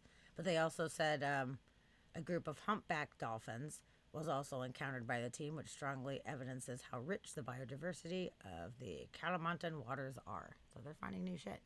Oh my god. It's so fucking cute. I feel like these are got to be one of my new favorite little creatures because they just look so goddamn Yeah, they're happy. fun. Oh, he's just squirting water. Oh my god. Look, he's spitting at us. Rude. Looks like something that would lay eggs in your torso and blast through your chest. No, Oh, dude. yeah, that round head is prime for bursting. Round head is prime for chest bursting. Aw, are they snuggling or playing? They're fighting. That one's They're killing not the other one. fighting, Look, he's got his angry eye no. on. Look, he's got an angry eye. No. He's like, I'll kill you. I think that they're hugging each other. I think that's what's happening. That's what I'm going to. Steve, remember when in nature, if it's cute and colorful, it will kill you. These are probably deadly. Look at that one. That one's ready. Oh, he is a murderer right there. Jeez, look at that side eye. He's like, He's at sea. It's like the spinning cobra. yeah, he's like, I will You're stab you funny. in your neck. Dude, That guy. it's so fucking cute. There's only around 6,000 that they know of. And most of them are in the coastal waters of Bangladesh. It's only 6,000. It's a rough life. It means they're The hardcore. spinning doesn't help me not see an uncircumcised penis. I thought that same thing. That one jumping up out of the water, like, Oh my god. Hold on, we're just gonna zoom in. We're gonna zoom on his cute little that little side grin. Definitely don't trust my him. I don't God. trust him. I want to kiss it on its little mouth right here. I would. I would be its BFF. And then stabbed. Never. Stabbed and robbed. Never. He's a dolphin and they're kind of Look. rapey, so, I don't know. Okay, it's listed as critically endangered. No, we have to save the little cute beluga That dolphins. one though looks excited. Oh my god. Yeah, we're endangered. Hurrah. He looks up. Call it the penis porpoise. What's the purpose of a penis porpoise? Totally, dude. More dick dolphins for me. Yeah, me and you. Me and you. I'll share them with you. I really think they're the fucking cutest thing I've ever seen in my life. I can't even believe it. Like, I would not have imagined that a creature that just looks like that would exist. I That feel one's like shady though. I really feel don't like trust it's kind that of one. like if you had a kid draw what they think like a dolphin would be or something like that, you know, and it's just like this wonky thing. Like I feel like someone's kid drew that into existence. Probably happened. Oh, I Surely God love didn't make them. all the animals. It's like Santa Jaws where they had the pen. I Mm-hmm. don't know if any of you guys saw Santa Jaws. Fantastic, ridiculous Christmas. Oh, we forgot to watch it this Christmas time. Damn it. But like, no, we like forgot. I forgot because I thought it was so fun. But it's like these guys that work at a comic book store and he writes this comic about like Santa Jaws, about this like, yeah, Santa shark that takes over. And just by him using this special pen and drawing it out, it made it come to life. Mm-hmm. So like maybe there's special pens and people are drawing these little guys and making them come to life. So I love them and fuck you guys for not loving them also. That one's neck is broken. He's got the like fat neck thing going on. That guy though, he's good. Oh my god. It's the happiest looking thing I've ever seen. Jesus very Christ. It's so happy. Now all we need is pink ones. So you know how they have the pink dolphins in Brazil? Like if these were pink, I would be dead. I'm just gonna get a tattoo of this. Fuck all of you guys. I'm gonna do it. We got this box of dolphin noses. And God, oh shit. We forgot to put them on. Oh my god. Okay, well good. I love them. Oh yeah, they're a hybrid of dolphins and a penis. Pink penis porpoise. That is so fucking funny. Oh, I love them. I love them. I love them. Yeah, they're So fun. cute. That's good. Okay, so now we're talking Okay. about like cute animal things. This one's kind of ridiculous. We're into the cute animals segment of the show. A little Okay. bit. I'm ready. I wish there was like more cute ones like that. There's not though. How But can there's you a get any couple cuter? things. It's not cuter. Nothing can be cuter. That is the answer. But there's one thing. Well, there's a couple things, but there's one specifically that I am looking for right now. Oh, come on. Where the fuck is it? Oh yeah, pilot whale. Oh yeah, one of those. Penis pilot whale. Damn it. I don't whatever. think I saved it on here, and that's so sad because I really thought that I did. Because it's. Oh, no. Here it is. Okay. I just went past it like 8,000 times. Don't worry about me. It's totally fine. Okay. So.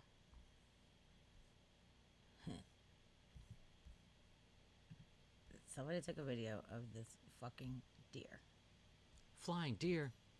Oh fuck. This mess. Okay. We're loading and we're loading.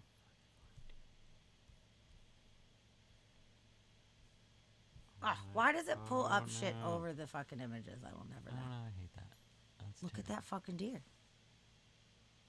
That shit booked it like hardcore, dude.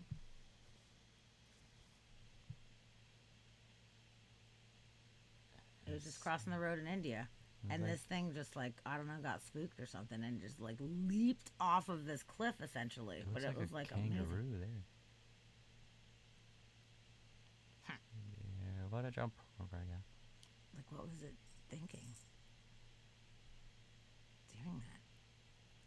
I've never seen a deer jump like that in my life. I've seen deers jump, Oh, a deer can jump. but not Yeah. that. There we go again. Okay. Cool. Wow, look at it go. Oh. That's fucking crazy. I want to see that again. Okay. Do the thing. Is it here? I don't know why it ends it right at the end. It like cut off the very end. I don't know. Go to the beginning of the Oh, did video. we start a new one? We probably started a new one. Hold on. Oh yeah. 82-year-old skateboarder God is cooler damn than it. your grandpa. That's not what we're trying to watch. This is true. Oh, is this the guy that I've seen? If he does a trick, I've seen this guy. Really? You do. That's not him. That's a different guy. Okay, how do I get back to my deer video? We just I refresh have the to whole refresh page. the whole thing. Oh, Right? It was unusually high. that was for a a pretty deer. high jump for a deer. Okay, we're in Straight up deer. is. Okay. Okay. Here we go. It's gonna bring up an ad, so we're gonna pause and scroll up to the other one, so we can see it without an ad. Okay, yeah. Hold on. But it cuts the end off at the last, the end one. It does. Add anyway. Fuckers.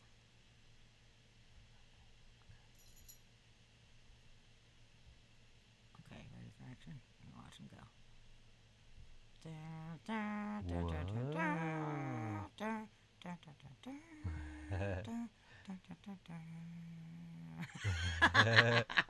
That's good. Good job, dear. That's totally fucking weird. Way to go, dear. Okay, and since Roxy talked about getting Santa Claus down for the cause, that is a perfect segue Santa Claus? into our yes. Okay. This is very interesting. They think that they found the actual tomb of Saint Nicholas, which is who Santa Claus was based off of. Yeah. So everybody knows that the story of Santa Claus had originated in Turkey from Saint Nicholas. And they have done a lot of excavating and looking around the church over time trying to find Saint Nicholas's grave. But there's a bunch of mosaics on the ground, so they haven't been able to actually search the entire ground. But they were doing some kind of surveying situation, and they found a tomb which they believe to be Santa. New Christmas theory: Santa is a ghost. Oh, that explains Think a lot. about that. Mhm. Yeah, and they're not 100% sure, but they found this grave, man. They fucking found it, and the historical records claim that he was buried at the church that bears his name, but extensive searches of the grounds revealed nothing of substance. Some people thought that his remains had been smuggled out of the church by Italian merchants during medieval times, and that there was an empty grave in the building that had clearly been looted. So they thought that that's probably what happened. and he was laid to rest in Italy during the Crusades. However, they found a shrine beneath the floors of the St. Nicholas Church, previously unseen due to the tiled floor's intricate mosaic. So they found the shrine and what they believe to be a tomb, which may hold the remains of St. Nicholas. So maybe we found Santa's tomb. Shit, wait, Santa died?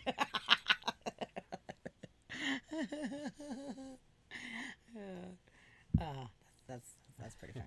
Yeah, flying deer into a Santa story. Something fishy is happening on the stream. But hey, I'm just saying.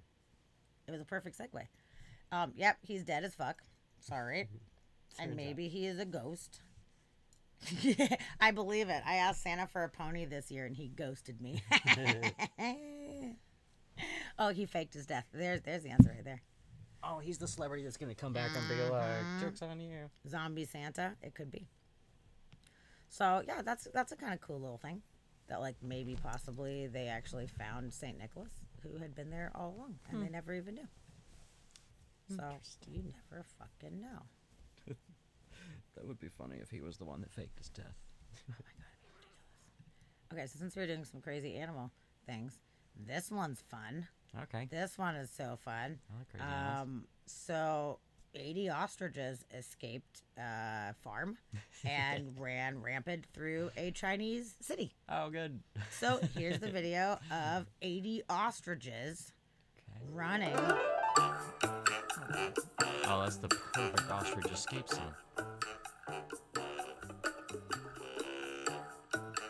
Look at him go, dude.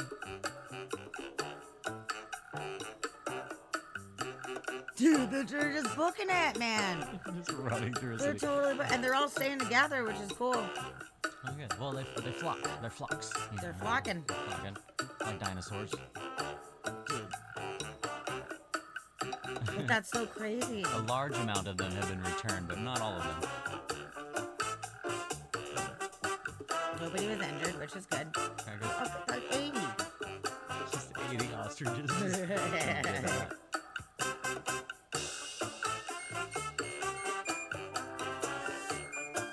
What the fuck? I like the song. 80. I know. That's the best Which random a video lot of song times we've I had in like a long time. turn off the songs when they're stupid, but I was like, no, that's a good ostrich song. Dude. Yeah, That's it's a actually great pretty ostrich awesome. song. Dude, can you imagine what that would be like? Yeah, they escaped from a local farm through a gate that had been left unlocked, and they just booked it. Boom. So most of them were rounded up and returned, but some of them did not get caught. So some of them are just still Some of 'em made it. running through the streets Good. of the Chinese city. And how do you catch an ostrich easily?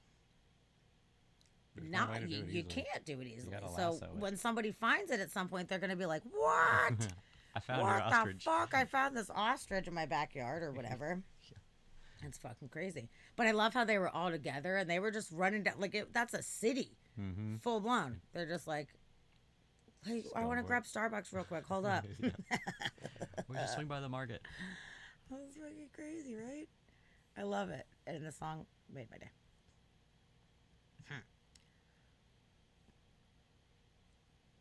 Okay, the next article here, I personally love the title of this. It's loading right now, so I'm gonna give it a fucking second here. So Portland Pickles mascot. Apparently, there is a baseball team called the Pickles, Really? which is fine. Portland Pickles mascot. Suggestive picture gets team in a real pickle. Let's see. So they named There the had to be a mascot better headline. Dylan. It's okay. Yes. They named the mascot Dylan. So what they did is they made a thing, a announcement. Hey, Dylan is gonna be taking over the social media stuff. It's gonna be awesome. So everybody, welcome Dylan. It's gonna be great. Okay. Yeah. But the baseball team's in a real pickle after the mascot posted a photo on social media that may have left a sour taste in fans' mouths. The puns are just coming. They're coming. Who writes that? You saw the story? It's so fucking funny. So there's the thing. Like, hey, our mascot Dylan will be taking over Twitter. Our next tweet will be him. Feel free to ask any questions or just show your support. So here's Dylan, the pickle guy. Dylan looks stoked. He's pretty stoked. I got a pee on my head, but don't call me a pea head. So what did he do? He made this post. What? That says new phone. Who dis? With it obviously looking like a dick pickle. What? Yes. That. Yes. But he was like, I was doing a thumbs up. What are you talking about? It just got cropped. Okay. I don't know. So yeah, he did say a thumbs up, and then they were like, oh, we ended our mascot takeover. It's come to our attention this photo can be misinterpreted. Dylan would like to go on record and say that he was trying to give a thumbs up. Although Except he's got a giant pickle head on and he can't see. Some of the people that he tweeted, or like, I don't know, tagged in the tweets, I don't know. Let me find it. He tagged Oscar Mayer, Corn Nuts, and Manscaped in the tweet. So no, it was not a thumbs up, pickle thumbs up. You obviously did Oscar Mayer, That's awesome. Corn Nuts, and Manscaped. Yo. That's awesome. I Yeah. mean, publicity stunt. Dick pickle. That's funny. dude. Like, we're putting Dill in charge. Dill's no longer in charge.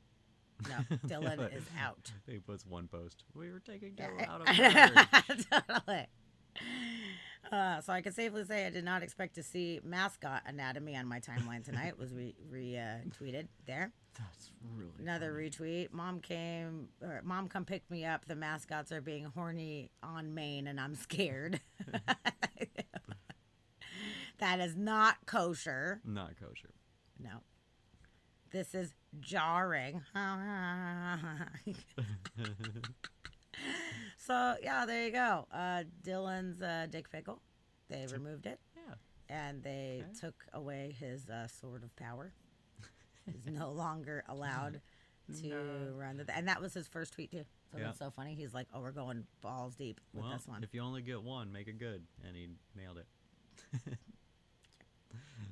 What? It was a thumbs up. Oh goodness. Okay, this is a quick one, but I thought it was pretty funny. So there is a mysterious creature was spotted in the enclosure in a snake, I think, enclosure. Oh, mongoose, banded Oh. mongoose enclosure, and they're like, "What the fuck is it?" They're like, "We don't even know what that is. We've never seen an animal like this before, ever. Like, what? Where did it come from? What is going on?" Kind of looks like poop. We should call North Korea to confirm. It looks a little poopy. Yep. North Korea would know. In fact, it was a toy crocodile. It was a toy crocodile. Oh. It was not real. Somebody brought a toy crocodile to the zoo. They dropped it in the enclosure, and Dropped it it with caused a mongoose. whole stir. Hmm. It's fake. Crocodiles will do that. That shit's funny. That's, to me. that's funny. That's really Did they funny. drop it or throw it? Don't know. Nobody knows. Tossing it in there with the mongooses are kind of funny. Nobody It's a little fucking funny. knows. Yep. So that's good. So if anybody wants to chuck any like fake snakes or something like that into the zoo just to like freak people out, I think it's funny. A kid might have lost his thing and been like super sad about it, Probably. which might have actually been the case. But I don't know. Maybe somebody did it just to be funny. Maybe. Okay. All right. So next, there are some future-y vehicle things that I want to talk about real quick.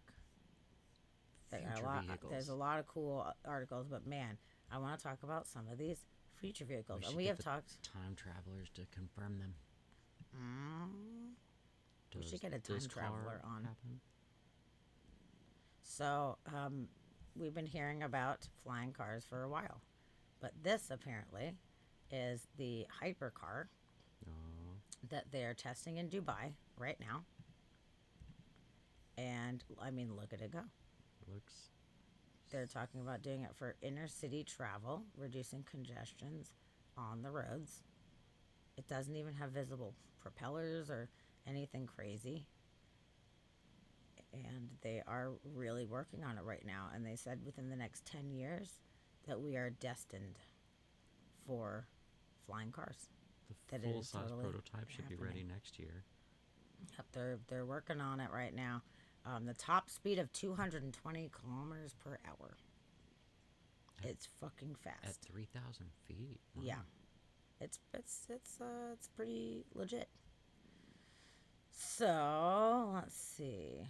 Video shows a supercar-like vehicle taking off, reaching an altitude of about 13 feet and a top speed of 40 before making a controlled landing. So that's this one that we just saw. But we believe people commuting in the sky is inevitable within the next 10 years.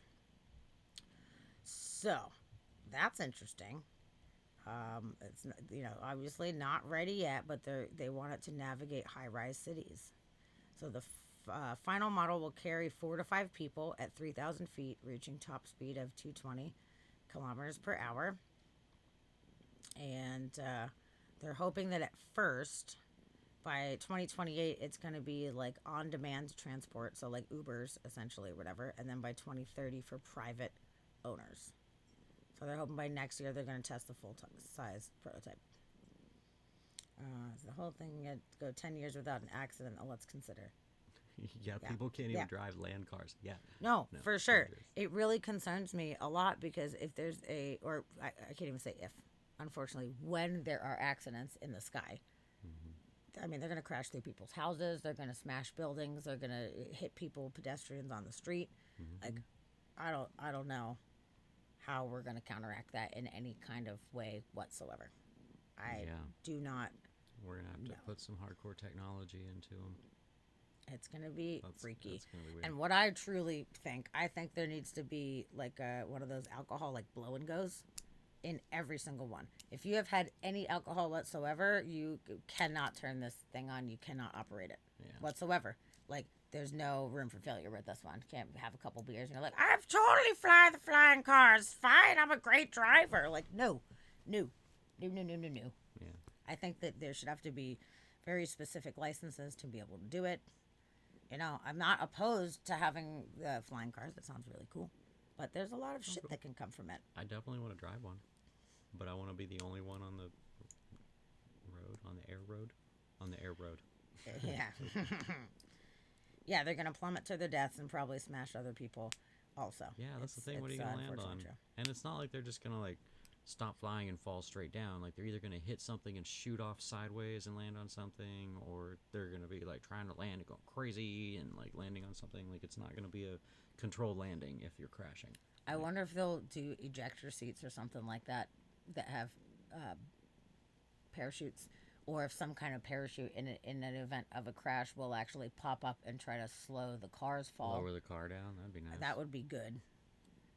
Chid and Krista, both of them multipass. Multipass. Yeah, it's totally Fifth Element. It's totally Fifth Element style. It's very, very interesting. Tesla's totally going to build an automatic flying one. Oh, yeah. Definitely. Yeah, the company claims it's the first vehicle of its kind without a large wingspan or exposed blades. It's true. It's really neat. It's so fucking futury. It's so futury. So yeah, there's good and bad that is going to come from it, but we're finally getting to the point where we're getting flying cars. Speaking of cars, I'm going to show you this. This is the concept car. Tavia shared this with me.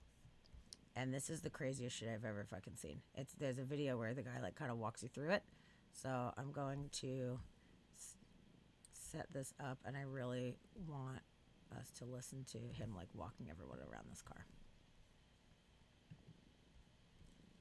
Hold on, I'm gonna have to zoom out and turn the volume on.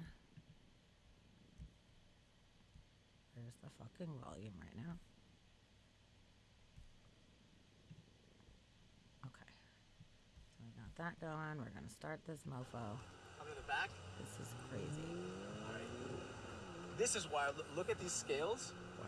When you brake, everything actually turns red and pulls back like that. When you drive this thing, depending on which direction you turn, this thing will actually turn with you, which is mind-blowing. This is the Mercedes Vision AVTR, a collaboration between Mercedes and Avatar. You see these lights back here? these lights. The faster you drive, the faster these lights will go. All right. Yeah, and that's important. That's crazy. very These are the important. wheels. Each wheel What can the move fuck? independently. So what you get is you can actually literally crab walk and drive diagonally. But you see this glowing light? This can also change depending on what mode you're on. So if you're charging this thing, all the lights go to the middle. This is also an indicator. So when you're turning, you want an indicator, flick it. That is mind-blowing. To use your wheel as an indicator. Right, on the inside, little sneak peek of what I'm about to show you. But let's go to the front. But don't pay attention to that. Mercedes logo to tell everybody that Mercedes has made a badass car. Let's go inside. Most important part, logo, so everybody knows that you spent Secret button. an ungodly amount of money on this thing. Little fingerprint scanner. No, don't show them the secret button. Forget. Don't show them the secret button. Maybe we don't call out that it's a secret button, and no What one you'll would see have is that this wondered. actually looks like an insect wing, and this is moving in the back to create a car that's alive. Check out this interior. What? Well, that's freaking futury. What you'll see is that in the back, the seat literally becomes the headrest, which is crazy. All right, Yeah, we'll go that's inside. crazy This and- is vegan leather, Unnecessary.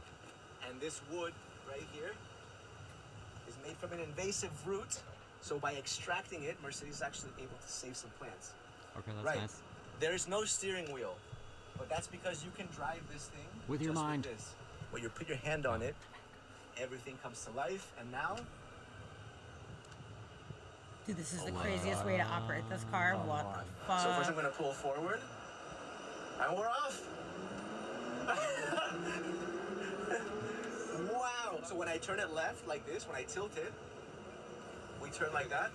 When I turn right, you'll see we're turning. Forward is accelerate, and God, backwards the seats are is actually to bidets. brake.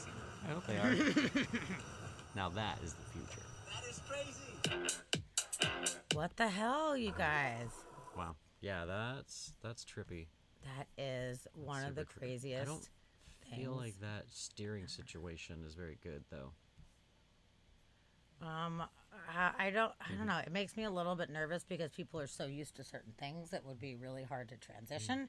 But I feel like if you got used to it, I mean, there's gonna be a learning curve, and you're gonna figure it out. But I feel like that's gonna have less control. It doesn't feel as like sturdy and like in control. Like I feel like that's too sensitive almost. Because that like is a if you good bump it, you're gonna go like, whoa, you know, like. So if you have to swerve around some shit, how are you gonna control that as well as you can, like a wheel that you're it's true. like almost physically attached to the car when you turn this wheel. It's true. And then slamming on the brakes, Yeah, that would be a toughie too. yeah, Brr, you know, like, can you do it fast enough? The instinct would be to hit the floor. yeah. And it's not gonna. And does that slam not you into gonna work. reverse? Like, are you reversing if you pull it too far? Oh man, Yeah, that's a weird one. I don't know. It's definitely weird, but like looking at that car visually, Yeah, I've never seen anything more futury than that in my life. Hmm. Even if they don't make it for mass production, even if that's just like this concept car that they made and they're like, let's make the most futury shit we could ever make. It exists. Even if one exists. the technology is there. I'm impressed. Yeah, Right, how are you Chid? supposed What to are do we it gonna together? do with that? I'm sure there's ways because it goes real fucking fast. Yeah, it better. It looks like It that. goes It better go fast. really, really, really, really fast. So, or I guess it has the ability to go really fast. I don't know if this prototype does in fact go fast. Well, it's got scales on it. Dude, the scales, man. Oh my god, it's so fucking cool. It's so cool. Oh, Roxy, I'm with you. Those back seats look terrible. Like Yes. that didn't look good at all. Like, Agreed. and it I curves up and becomes the definitely- headrest. Yeah, no, I don't. That looks terrible. And then there's another car, which, this one's pretty interesting too. This is a color changing tech. So actually, I didn't watch this video before. The other one just had. Tavia sent me this one. So we're going to give it a go. We're going to learn together. We're going to see if this is a good video or not. I hope it is. Learning. But we're going to learn about stuff. If it sucks, we'll blame Today is Tavia. the premiere of the strongest and fastest electric car ever produced by the BMW Group. The BMW iX Hey, Captain M60. Spaulding! Hell yeah, Captain welcome, Spaulding. buddy. So glad you're here. Thanks for the cheer. I So love nice the to see sound. you. Okay, this is fastest By the way, electric. did you know the BMW iX M60 has the same performance like the BMW X5M, but with zero emissions? Really, all I want to see is a color changing shit, which you're gonna see. You're gonna see it. It's a color changing car.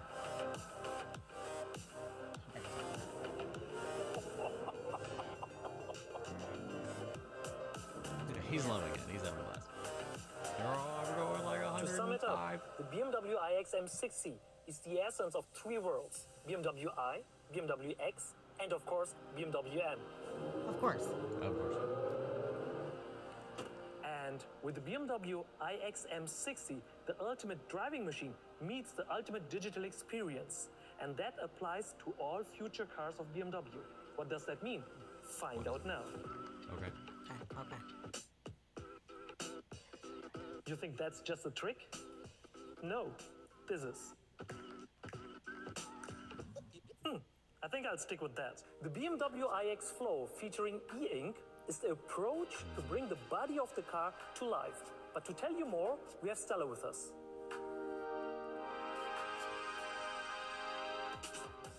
Dude.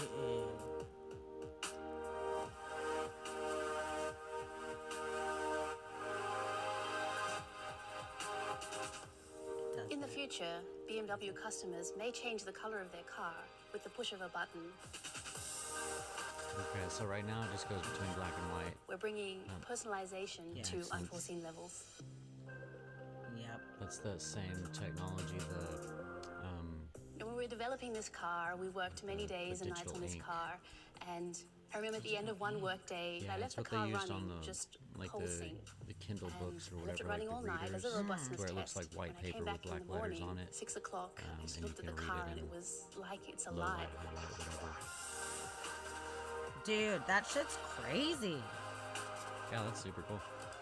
I would just get it to keep morphing. Like I would want it to keep Yeah. moving. BMW Flow technology can Me too. benefit our customers in a number of ways. That's just, it's so trippy. First I can't believe is that that exists right personalization. now. You Yeah. choose the clothes you wear, you choose your social media status, And you can just change colors, you bam. can choose the color of your car. Oh my god. There Second should is be more colors, information. though. For example, They can. if Yeah, your Tavia, it's battery the same status is thing. It's full, that in the case of car sharing, if a car is digital free, ink if it's clean, technology. All they can do if is you've black lost and your white. car in a parking Oh, lot, change we the can make color it when the flash, cops are so you after can you. detect That's it in your peripheral awesome. vision. We're looking for a black one. Just kidding. I'm Third a white one. benefit A black is or a white one. functional. By changing color, we can change sunlight reflection and thus change the thermal properties of the car. You can also make We can yourself essentially visible at change night. the color of the car to support our That's true, yeah. sustainability goals. Next option would be to change the license plate number.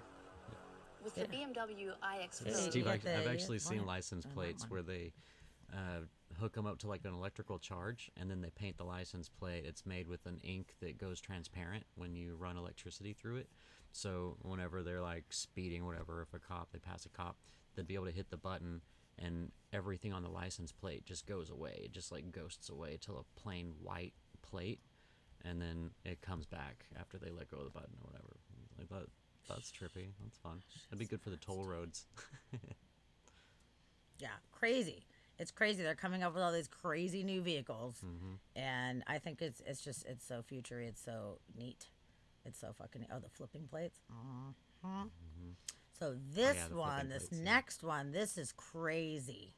This is a submersible experience where you can go under the sea and see all of the creatures and things. It's the Triton.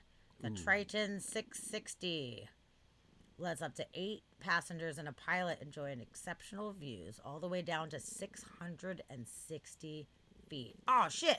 What's up? Dustin Ware is in the house. Dustin Hell Ware. yeah! Hello, hello. I'm glad you're here. Thank you for joining us. It's Dustin. Hello. So look at this. Look at this beast. Look at it go. Look That's at it fucking go. So look Wait, at all hold the on. seats. Okay, so there's like, oh yeah, there's a bunch of seats. Mm-hmm. So Oh, Captain Spaulding.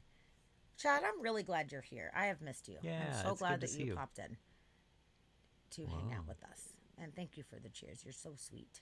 okay, yeah, so it's good Yeah, look seats at for a these bunch little of people. seats. They're talking about maybe doing like underwater weddings and shit like that. It's pretty crazy.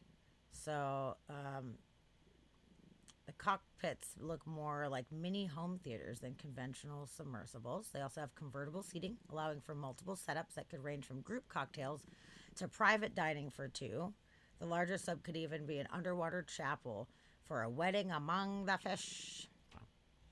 So That's pretty it's big. got 12-foot width. So here you get, you got the little guy here, and then here's the bigger one right now. And you've got somebody like piloting it essentially and driving you around. And they can go 660 feet down. That's really far. They have integrated lighting, surround sound, audio, and air conditioning. So it sounds like a really comfy kind of thing. The acrylic refractive index is similar to water, so the tops give the illusion of disappearing once it's submerged. Wow, so the glass looks like it kind of goes away. I don't know if I like that. I want a little bit of a glare just so I know that I'm safe. Yeah. It's totally trippy, dude. It's totally a crazy thing. Look, I mean, wow. That is so fun. Yeah, that's crazy. I love it. Cool thing. Yup. So they already have a couple of them that have been ordered for a private yacht, a second for scenic cruise ships, and a third for a boutique resort. So they are, in fact, happening right now. Okay. They are happening. So Wow, it is that's- going to end up being a thing. Obviously, a luxury experience is probably going to be a very expensive thing. But eventually, down 20 years from now, if they're just like all over the place, then that sounds awesome. I mean, wouldn't it be really neat to go to Great Barrier Reef, or I don't know, in some of the tropical places where there's the the reefs and everything, and to be able to just zoom around and look at everything? Yeah, that'd be super cool. It would be great. It would be so awesome. So, oh, Isis, Can you guys hear that? Isis, I'm sure you can hear that. I think that's her. I'm gonna throw up. Yep, Yeah. that's her. I'm gonna puke. She's gonna go noise. climb on top of She likes to something. let everybody know. She's like, I am gonna puke. Everybody needs to know. Poor thing.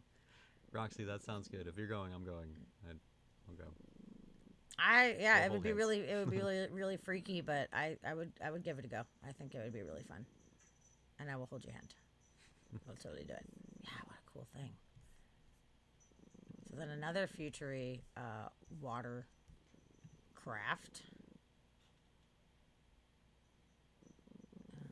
It's so fun again until someone runs into a manatee. Okay, so the next one, this is the new version of a jet ski. That is like a supercharged muscle car for the water. Look at this fancy pants thing. Isis, don't even do it. Don't even think about it. Don't come up here. Don't come yell at us. I hope she doesn't come up here and puke. I really don't. Okay. So, fancy pants thing, V8 powered. It's the industry's first V8 powered watercraft. Wow, yeah. Yo. It is fucking crazy. So, it's 17 feet long by 5 feet wide, weighs about 1,250 pounds. It makes it quite bigger and heavier than the average jet ski, I'd say, I do for believe sure. that. But it fast is are we going? super powerful. I don't know. Let's find out. The craft hasn't specified a top speed. It will be supercharged for added grunt. Oh my god, Okay. that will be crazy. It's also equipped with a premium sound system that can blast the cruising tunes and a cooler box under the seat where you can store refreshments. That's a cool idea. So yeah, that's a pretty fancy thing. Okay. Yeah. So that's a new Super luxury jet ski that looks super badass. I think that would be so fun. That would be so awesome. Oh, we got a fucking ad. So we're just going to click out of that because we get the point. But Got yeah, it. so those are some crazy Okay. future-y things going on. Yeah, that's like injury central, I feel like. I feel like that could be not so good. If you have a crash, I actually had a wave runner crash. You know, like instead of jet ski where you stand up, it was like the sit down ones. I totally crashed into somebody when I was younger. I was about, I don't know, like 13 or maybe 14 or something. And I was visiting my friend in Missouri, and we were in the Lake of the Ozarks. And her dad rented wave runners for us. And we were totally cruising along, doing our thing. And there was a cute boy on another wave runner. And I was all, oh, hey, how's it going? Like, oh, what's up? Like trying to zoom around him and stuff like that. And I totally smashed into him. 100% smashed right into the guy, which was not very awesome. You know, you're trying to look cool, and that was like not cool. We ended up like having a laugh about it, floating in the water together, and like, oh, sorry about that, but it was like totally embarrassing. It's a great way to pick up guys smashing into their wave runners. Thankfully, you have like a wrist thing, so when it pulls out, it stops the thing. So that was good. But yeah, it was a bummer, and it was extra bummer because I had these Oakley sunglasses. And Oakley sunglasses were like all the rage in, you know, the early mid 90s or whatever. And they were like pretty expensive. And we didn't have expensive things. We had like, you know, we were a more modest family. We didn't have a lot. But I really wanted these Oakley sunglasses real bad. And I totally got my parents to get me a pair of Oakleys. So I was like, I'll never be cool if I don't have these Oakleys. And they were on my fucking head. And when I crashed, fell in the water, the Oakleys were gone. They're still at the bottom of the Lake of the Ozarks, right at this very moment. Oh, that's a good story. Slim like your story. Oh, good. Yeah, worth 100 cheers. Thank you. Thank you for hooray. 100 cheers. That You're was a so good sweet. story. I really appreciate it. Oh. Hey, ISS, Auntie Roxy says hello. Yeah. Oh, she said hi back. That was nice. Yeah. Oh, yeah. Did Oh, you see? see? Auntie That's up there. Roxy's in there. Yeah, she's up there. She's right there. Yeah, she says hello. She's going to come see you really soon. In March. Wow. March. She's pumped. She's super pumped on it. Yeah. Don't worry. Oh, Don't worry. Thanks for coming. okay. Thanks for being on the show. So, this is interesting. A couple years ago, we looked at these spinning ice discs that happen sometimes in moving bodies of water when it's cold enough. And there is a massive one right now, which is super freaking cool. And it's in Maine. It's in a Maine river. And it's so neat. So I'm going to show you guys.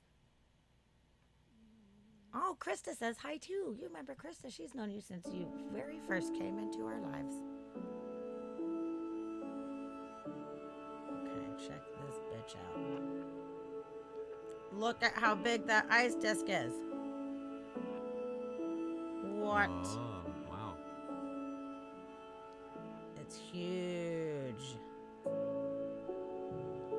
See, it's just as the flow is going, it's just moving around, and it's so cold that it ends up freezing the top. Okay, that was big. So that's pretty cool. Oh, here we go. We're zooming up. Okay, we're gonna zoom. There's birds flying over it for scale. Yes.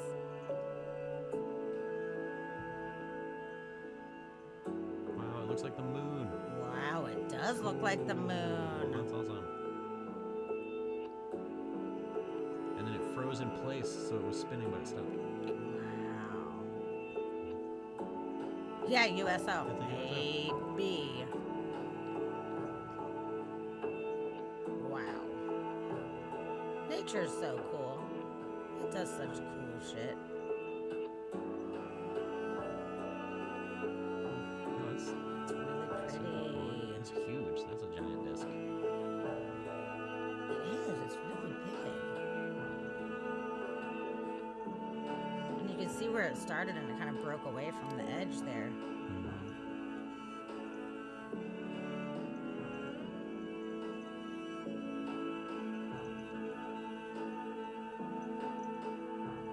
Yeah, that's crazy. It really does look like the moon. That's so neat.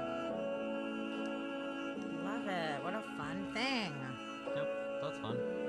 That's no moon. That's no M-O-O-N. That's no moon. Oh, now we're flying over it.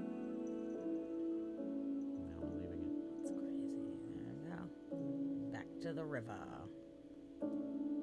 Wow. Cool. Yeah, neat. That's Huh? a pretty big That's ice so disc. cool. Neat. The first one was in 2019, and it returned to the river this week, but it frozen in place as of Wednesday. Oh. So neat. Yeah. Yep, stay in safe areas, they say. Look at it from afar, and we encourage people to not go on the ice in any conditions. No condition. Don't do it. Whatever you do. Yeah, that's so cool. What a neat, fun, naturey thing. Yeah, and good one. speaking of other neat, fun, naturey things, Mhm. this is amazing. So, on Lake Michigan, there was these kind of snow sculptures that these are just like natural sculptures. Okay. Small, sand. Is it sand? Hold on, Sand we're gonna check it sculptures. out. Sand sculptures. I said snow. It's not snow. So check these out. What? Wow, weird. How cool is that shit? That's I super love cool. it. Wow. What a weird Yeah, thing. wind sculpted beach sand. They do not last very long. The wind completely erodes them or knocks them down. If the temperatures goes up above freezing, they crumble. Often in the winter, they get covered by drifting snow. Sculptures this year are the biggest he's ever seen, with the largest being about 15 inches tall. It's caused when a combination of weather elements occurs simultaneously: wind, cold, and snow or rain. The wind erodes the frozen sand, which is slightly wet from precipitation, then the cold air holds the delicate shapes in place. So that is Wait, so say that cool. again? The whole thing? Yeah, I don't get it. Okay. Wind, snow, cold, or rain. The wind erodes the frozen sand, which is slightly wet from precipitation. Then the cold air holds the delicate shapes in place. So it seems like it freezes. The sand is wet Yeah. and freezes, and then the wind will come and blow away the sand that's not frozen away from it, and it reveals these structures that are frozen in place. Okay. But are they on a beach? That's a lot of sand. Like those things Yeah. were tall. That's a lot of sand that leaves. It is. Well, it says the biggest one is 15 inches, which is still pretty high, but that's the Okay, biggest okay. one. So really, they're not look bigger than yeah, that. they're not 8 feet or something like that. Well, I thought it was big. That one before looked giant, but okay. Yeah. Weird. Wow. It's really beautiful. It's so cool. Chid, maybe it is better. Whatever, it might be. We don't know. Okay. Let's see if there's any more At least it's got photos. sand in it. Oh, no, that was it. So these are the couple photos. But wow, it's a really neat thing. I never had thought about that. No, that's How it's interesting. freezing the sand into place, and then when it's cold enough outside, it's not just melting it away, it's keeping it frozen, but the wind just eventually just erodes them Yeah. completely. Yeah, see, Roxy thought the bearish one was big too. Yeah, that looks Yeah. giant. Somebody probably Just just popped photo. their phone down, and that might be like a But I eight, guess- 8-inch kind of thing or something like that. If you zoom in, you can see the sand grain kind of in it. So it can't be too giant because it's got the sand. Oh, lady said they had this happen on the beach that's 30 minutes from her in Michigan. Oh, Yeah, and really? this is on Lake Michigan, so I wonder if this Oh, is the same Michigan. beach or if it happens in multiple spots. Really? Wow. You should go get pictures next time it happens. That'd be awesome. Yeah, definitely. That's super cool. Yeah. Wow. They're a fleeting I want to creation step of on nature. one. I want to crunch one of those other guys. Not that one because it's cool, but one of the other little guys. I bet it's got a cool crunchy with the sand and the ice. Yeah, I bet it would. I'd feel so bad ruining it, though. I'd feel so sad. I'm I'm sorry. It's art.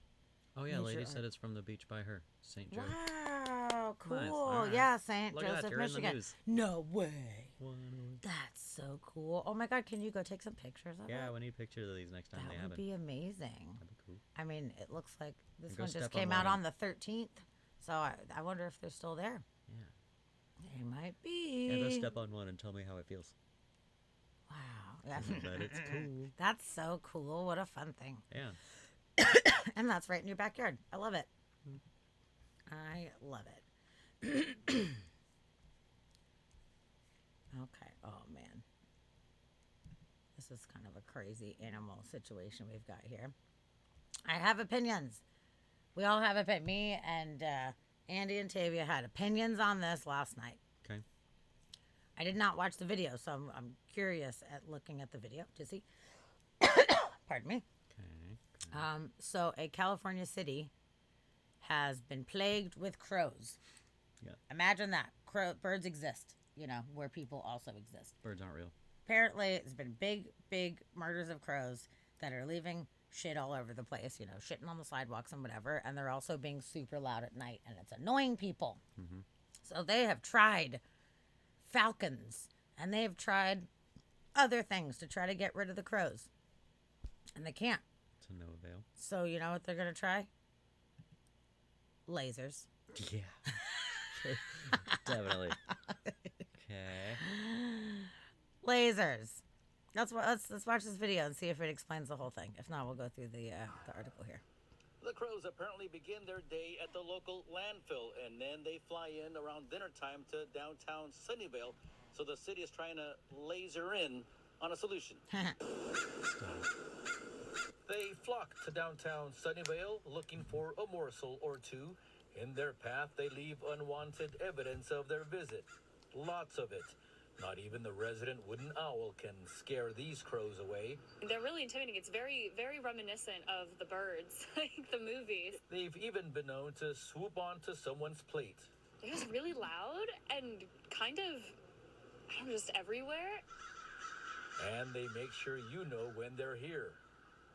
The noise is just unbearable. We have Caltrain right there, but it actually competes with Caltrain in terms of the noise pollution in the downtown area. They are overpopulated right now. There's no denying it. And that's primarily due to their familiarity and their ability to adapt to human habitation. The city is looking at its options, including perhaps falcon hunters, but also a more high-tech approach like these laser pointers. Some residents say they've had success using the lasers to chase the birds off their lawns. So the city is giving it a try. We are currently experimenting with using lasers to humanely annoy the crows into leaving. The Audubon Society says it doesn't have an answer, but is adamant that lasers are not the solution. I have real concerns about the use of lasers. Me too. Lasers can blind the birds, which basically is a death sentence for the birds. If they can't see, they can't feed or fly properly. Only if you hold it in its eyeball. City staff will bring recommendations to the city council in the coming weeks to keep downtown from going to the birds. In Sunnyvale, Damian Trujillo, You're not gonna NBC Bay blind Area him with one of your little handheld like things like. No, I mean, hold not it down and point it in its not eyeball for necessarily. 15 minutes. You might blind it, but. I mean, I guess that's a good point. But I just think feel the like that's benefit crazy. is that laser pointers attract cats, and cats will scare the crows off. So that'd be good. That's true. All the stray cats coming in, like, look at all That's these lasers. true. Yeah, they tried falcons, and they put reflectors in the trees, and they're like, nothing seems to help. So we need lasers. They should just We're cut the gonna trees down. have so they don't have anywhere to live. lasers. Yeah, release the kittens. It's pretty crazy. Yeah. Yeah, first world problems. Man. But I don't know. I will say think that it's living shitty. in Dallas, they weren't crows, they were grackles, and they were overpopulated, and it was definitely a nuisance. And they would just cover. I mean, they were taking down power lines because they were too heavy. Like it was Really? breaking power lines, trees and stuff. Like they were just completely covered, and like your cars, like when they say like your vehicles are just covered in bird shit, like covered, like it gets really bad, and they are extremely loud. So I do think that trying to get them to move somewhere else humanely, I think is totally fine. But, you know, they're scavengers and we have a lot of trash. So if we cleaned up our streets and kept our trash under wraps, then maybe they wouldn't be hanging out in the streets. But they can become a giant nuisance. Yeah, I can see that. But we have to just try to live harmoniously the For best that sure. we can. But I don't think we need to just get them to go away forever. Yeah, TV said, what about a sanctuary? Sanctuary Like, would be maybe that great. be Yeah, good. let's give them somewhere better to go. Really, is what we need to do. Like, I don't think that we need to start hunting them and kill them all off and just like, no, you're not allowed here. But when it gets to be massive numbers of them, like we can't do that. We've got to figure out where to go. We do. Poor little crows, dude. Any kind of overpopulation of a species gets crazy. They become an invasive species at that point. Yeah. We just got to keep that balance.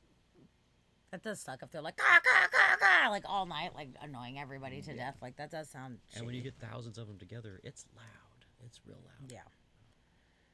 I just hope that the lasers don't hurt them.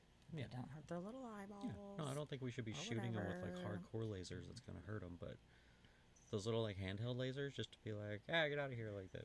That's cool. Whatever. Yeah. So we'll see. See what happens with that. We'll see if it happens. works. We'll report back when we find out. Okay.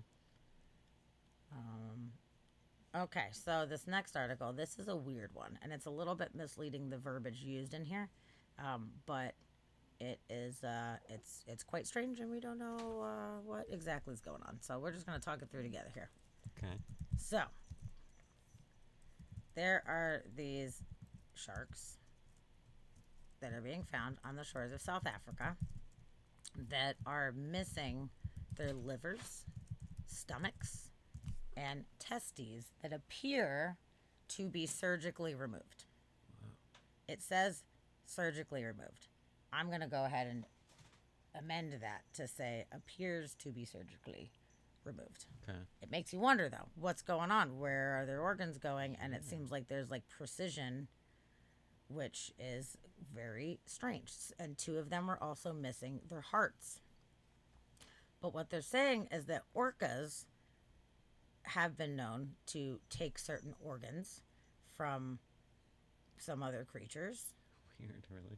Yes, yeah. Apparently they'll just like go in and take what they want. But they're saying that it looks like it was removed with surgical precision, which is really fucking weird. Yeah. And this one said, somebody who is a white shark biologist checked out one of them and said that the male was found on June 24th in a relatively fresh state of decomposition. It was missing not just its liver, but its stomach and testes too, and it bled out profusely before dying. Okay. But there's more of them that keep coming up, and it sounds like people are like, what the fuck? Like, it's really strange that they're missing the things in the way in which it looks like that they're being removed. So they don't know if it's orcas or not. But it's really Wow, one of them weird. was the largest shark ever dissected in South Africa. Wow. Yeah, it's pretty crazy. So there we go. So pair of orcas believed to be responsible were sighted offshore. So, okay, where there's orcas around. The cage diving boats failed to see the white sharks, but it's believed the sharks may have fled the area once again. The murderous pattern began in May. The latest killing suggests that it's likely to continue for some time. Although orcas are effective hunters, it's somewhat unusual that they're going after great whites, who are an unquestionable apex predators in these waters. I mean, fair enough. Mm-hmm. Like an orca versus a great white shark, that's pretty hardcore. Dude. Yeah, but orcas will gang up. They definitely can. And For they're smart. sure. For sure. So, I don't know. Nobody knows for sure. But it seemed like it looked like they were being removed with some kind of precision. Yeah, which is like weird. Slim Tony said, it's reminiscent of the cattle mutilations. Yeah. Where it's all like super precise. Good night, Steve Scott. Good night, Steve. We love Thanks ya. for hanging out with us. We're always glad you're We'll see here. you Wednesday. I hope you have a good night. Yeah. Hope the rest of your night is good. Watch out for Whatever you landslides. do. Yes, be careful. And watch out for tsunamis and all the things. Yep. So, when hunting whales, orca sometimes kill their calves and only eat their tongues. Damn! That's fucking brutal, man. Just Really? their tongue? Like that's... Shit. Why do they do that? It's crazy. Some organs provide a lot more energy than the rest of the fish. So perhaps this type of feasting is a form of energy conservation. Orcas would expend a lot of energy just killing a great white shark in the first place. So this idea may be invalid. So it might not be an energy type of thing. In any case, the precise removal of these organs from a thrashing great white is as mysterious as it is unprecedented. So they have not seen this kind of shit before. It's totally weird. Super weird. It's a weird, weird things. Yeah, and orcas, they can be total assholes, man. They totally can. They'll eat your fucking testes, man. They'll eat them. They'll eat your testes. They will surgically remove your liver. And so they can't call the cops, nab their tongue, no talkie talk. God, you're so funny. Yeah, weird. I thought it was a little misleading that, you know, like they're like surgically removed. It's like, well, I mean, not necessarily. So that's why I wanted to make sure to like amend it a little bit, because I felt like that was a little crazy. So, oh, we got another weird. This one's kind of funny. It's a little quickie, but in Colorado there was a horse on the loose. We had a horse on the loose, and one of the sheriffs just like rode it home, like caught it and was like, "All right, we're doing this." So here's just riding the fucking horse down the road, which I thought was pretty awesome. That's very Colorado. Yep. Like, well, that's some weird news. Like, oh, there's a horse running around. This guy's like, I got it. Tell me more. And where are you taking him? And it just cuts on. Where are you taking him? This horse is under arrest. Where are you taking him? So yeah, he wrangled the horse, jumped on his back, and rode it to safety. Oh, and he said he saw the horse crossing the road, and it's a 4-lane major roadway, and I could tell he was terrified. Aww. I bet. So a citizen was walking nearby trying to stop traffic to allow him to get across. You could see in his face he didn't know what to do on a major roadway. He just wanted to go home, but he didn't know how to get there. Thanks, Tony. All right. You're awesome. Yay. Yay, I appreciate you. Thank you so much. So yeah, that's it's pretty weird. There was no saddle, no halter, but I got a boost the old school way and hopped on, he said. So there you go. Yep. And he's like, we didn't know how to get the horse like 2.6 miles away, so you just fucking rode it. So that's that. You're right. It's very Colorado. It's very Colorado. Of course, the cops just know how to just hop on a horse. So yeah, it is super old school. I agree with you. Are you trying? Are you stuck? Yeah, I thought that was kind of fun. Okay, so now we have some... Did that help you? Oh, wait. Actually, this is another crazy thing I wanted to talk to you guys about. I almost missed it. Okay, so this is totally weird. There is a town in Antarctica that they require you to remove your appendix to live there. Check it out. You have to have it removed. That's right, an appendectomy is one of the prerequisites for everyone, including children, to live in Villa Las Estrellas. One of 2 civilian settlements on the frozen continent where people can reside for years instead of weeks or months. That's cool. Long-term area. Preemptive appendix extraction might sound like some sadistic initiation ritual, but it was implemented for good reason for the town located in Chile's Frey Base on King George Island. Nearest hospital is 625 miles away from the northernmost tip of the island, which can spell bad news for anybody suffering from appendicitis. It's an affliction that requires immediate surgery to prevent it from becoming life-threatening. So, basically... This makes no sense to me. That doesn't make sense. Like, okay, your hospital's far away, but to make somebody get their appendix removed, like... To make them. Yeah, you can't really do that. It seems like it would just be like a caution, like, hey, this is a thing. You live far away from a hospital. If you get appendicitis, we can't help you. Like, it's a risk. But living that far from a hospital, freaking everything is a risk. Like, everything's a risk.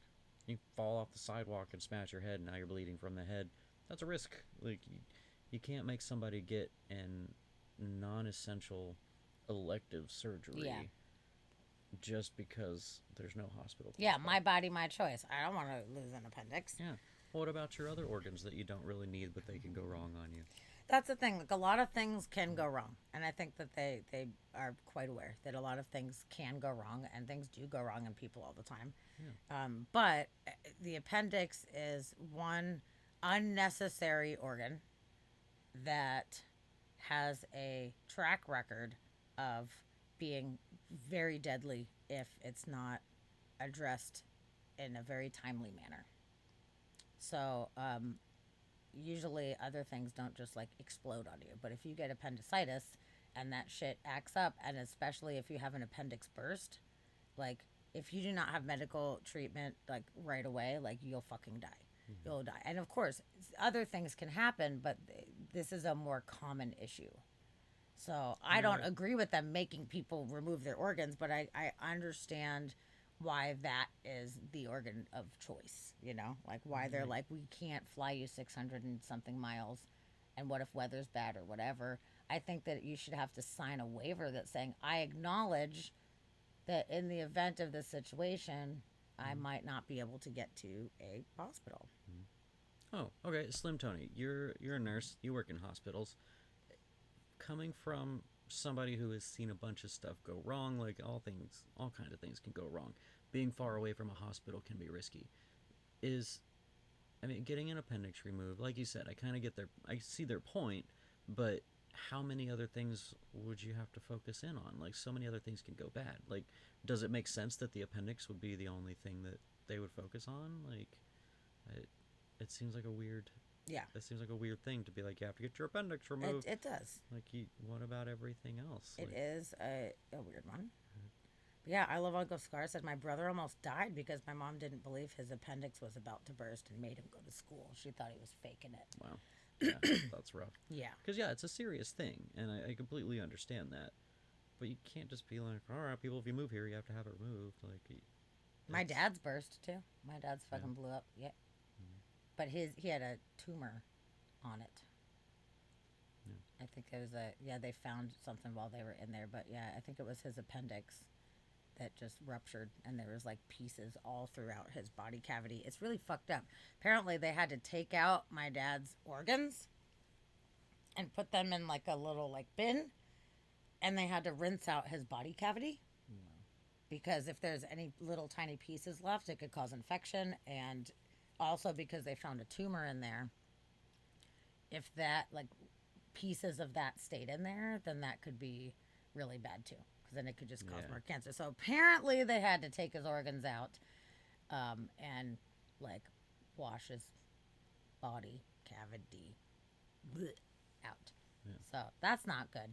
That's not good at all. So, like, on a dime, all of a sudden, boom, total emergency, death sentence emergency. Mm-hmm. Not saying you can't have a, aneurysm or embolism or something like that, where, like, that's an emergency, but, like, there's not really anything you can do to prevent that. So it's a preventative measure to avoid that. Yeah. I don't know. I think it's weird. I mean, I see their point, but I think it's insane.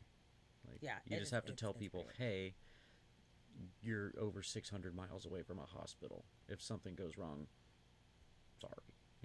We'll do what we make can, people sign off. I think that's really fair. Or you know what? Build a hospital. Maybe we get a hospital. We should build a there's hospital only, like, and bring in what some they say, doctors. 1,000 people. Okay. I think, was it 1,000? Let me see. Perfect. It doesn't have to be very big. You don't need very many doctors and nurses. Hold on. Sorry, I'm skipping around, but 100. 100 inhabitants. Okay. Maximum. Oh, good. 2 doctors and like a 2-bedroom house. So it's predominantly researchers and military personnel.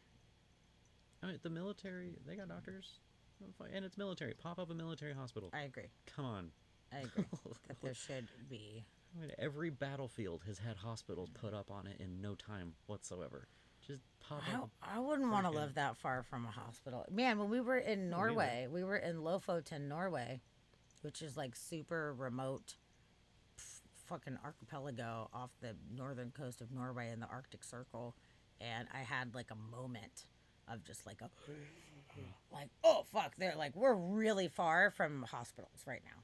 we're like real far. Like there's obviously, of course, got to be some like the urgent care type of things or whatever. But as far as like a main like big hospital in case of any kind of emergency, like it kind of freaked me out because I was like, yo, we're like really fucking far. Like they have to fly people out of there, probably to Oslo or wherever, like, and that's really far. That is not close. That's like a 18, 20 something hour drive, so that's not a quickie.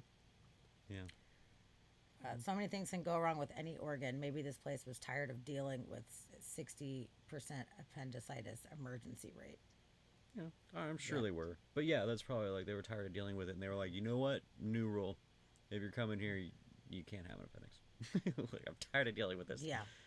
And yeah, Krista, I agree. I think each person's responsible for themselves, which means making unnecessary controlling rules sucks. Yeah. I totally agree. Exactly. So if you at least acknowledge and you sign and you make an acknowledgement, I acknowledge that shit could go wrong and I'm living really far away, and I'm like at least like acknowledging it's not your fault if I die because I have appendicitis because I chose to move to Antarctica. Like, signed by me. Like, that's totally fine. I don't think they should make people have to do it. Yeah. But I get, in a way, their reasoning why, like, kind of like Slim Tudy, it's like I see both sides of it, but I don't agree that they should be forcing people to do that. You make your own damn choices in this world. It's ridiculous. It is. It's totally ridiculous. So I will not be moving to this town in Antarctica anytime soon. I'm not moving to Antarctica anyway. Nope. 100%.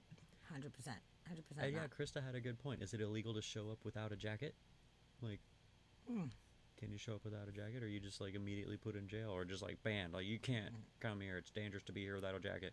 Like, yeah, they could just micromanage things all the way down the line if that's the case. Yeah, there's a lot of that hole goes deep. Yeah, but I would sign a paper. Yeah, if I was in that circumstance and I needed to, I would at least sign an acknowledgement. But I don't want to. I don't want to be that far from a hospital. That would freak me out if I lived somewhere that was that far. And I'm not like a hospital or doctor person, but if there's a fucking emergency, man, like sometimes you fall over and you smack your head and you're fucked up, or like if you fall and break your arm and there's bones coming out and it's squirting blood, like I need an adult. Yeah. I need somebody to save the day. I can't do that on my own. I can't do that on my own. I cannot. At least I don't want to. Nope. Okay. Next order of business, we're going to talk about some world records. Oh, hooray. We've reached the world records. We've reached the world records. So, this one's kind of neat for all you cast iron skillet lovers out there. Yeah, that's a crowd. This is the world's largest cast iron skillet. Travels down a Tennessee highway. Okay, good. What? Look at it go. We're going to watch this here. What? Wow, that was... Was that literally it? Wow. Because that's... Oh my God, it was 2 seconds.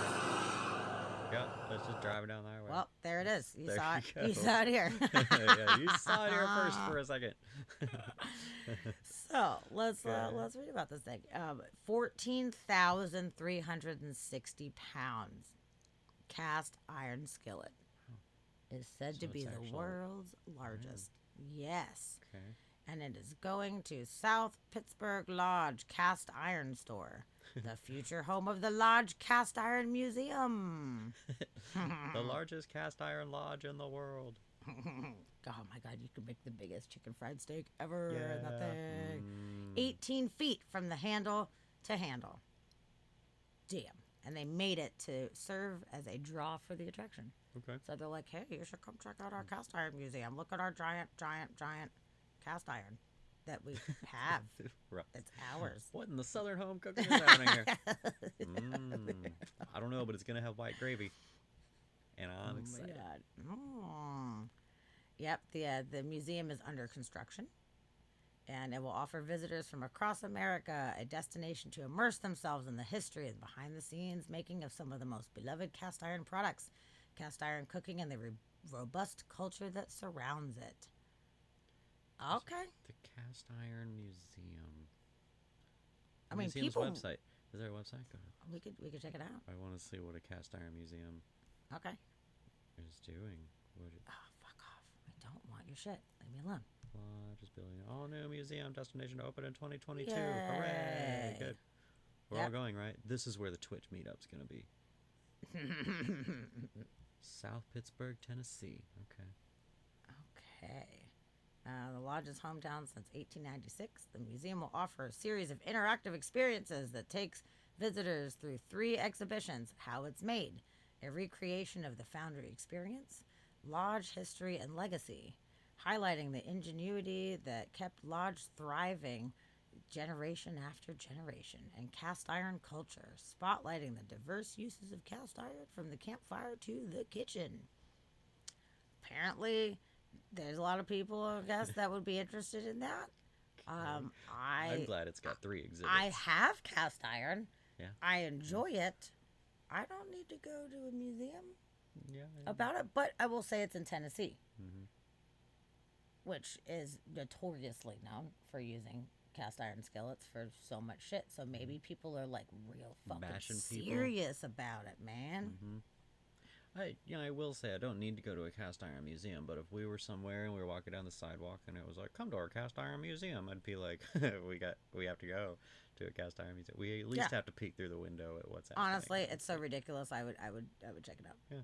And it says they can shop from the largest selection of cast iron cookware. So there's going to be a lot of cool things at the gift shop where you can actually learn about it, and then you can get different things. That'll be nice. So yeah, they celebrated 125 years of lodge cast iron. So these are like the cast iron peoples, 125 years. And they're like, "Yo, we're going to make a museum, and you're going to buy our shit, and it's going to be awesome. We're going to have an 18-foot cast iron outside, so you can't miss it." You'll Turn see us. left at the giant cast iron skillet. Yeah, don't act like you didn't see us. Wow. Yeah, since 1896, it has been manufacturing heirloom quality cast iron cookware. Fucking A. That's a thing. I guess. Yeah, that's so metal. That's so metal. So if any of you guys are like big enthusiasts, now you know you have a place to go to learn about these things. Now I want a chicken fried steak. I know that sounds super Sounds real good. I'm kind of starving. I know. Tavi's making pasta. It's Oh gonna be yeah, great. Tavia, how's that pasta going? It's gonna be good. We're getting handmade pasta. Yeah, she's gonna make handmade pasta. And Butternut squash there's been sauce cooking for legitimately Days. over 24 hours right now. She's been making sauce for 24 It's hours. been gonna be smelling really good in this house for weeks now. We're finally gonna get to taste it. I know it's gonna be good. So, Kai's upstairs. Oh, it's See? going well. I can smell it. Oh. Yeah, and Kai's like 3 blocks away. Okay, so another cool Guinness record. An Indian artist breaks the Guinness World Record with a massive drawing. Oh, okay. It's a huge drawing. It is 6,781 square feet.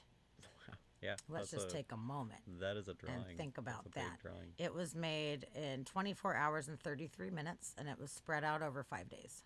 So that's Okay. an accumulation of time. So let's watch this video and see what they have to say. Okay. कहते हैं मन की इच्छा शक्ति हो तो कोई भी काम आसान हो I don't know जाता what है he's saying. जुनून और जज्बे से हर राह आसान होती जाती है No subtitles even? Fine. I know, I wish we had some closed captioning. Unavailable. Damn. Okay, well, we're going to move forward. We're going to see. Oh, there we go. There we go.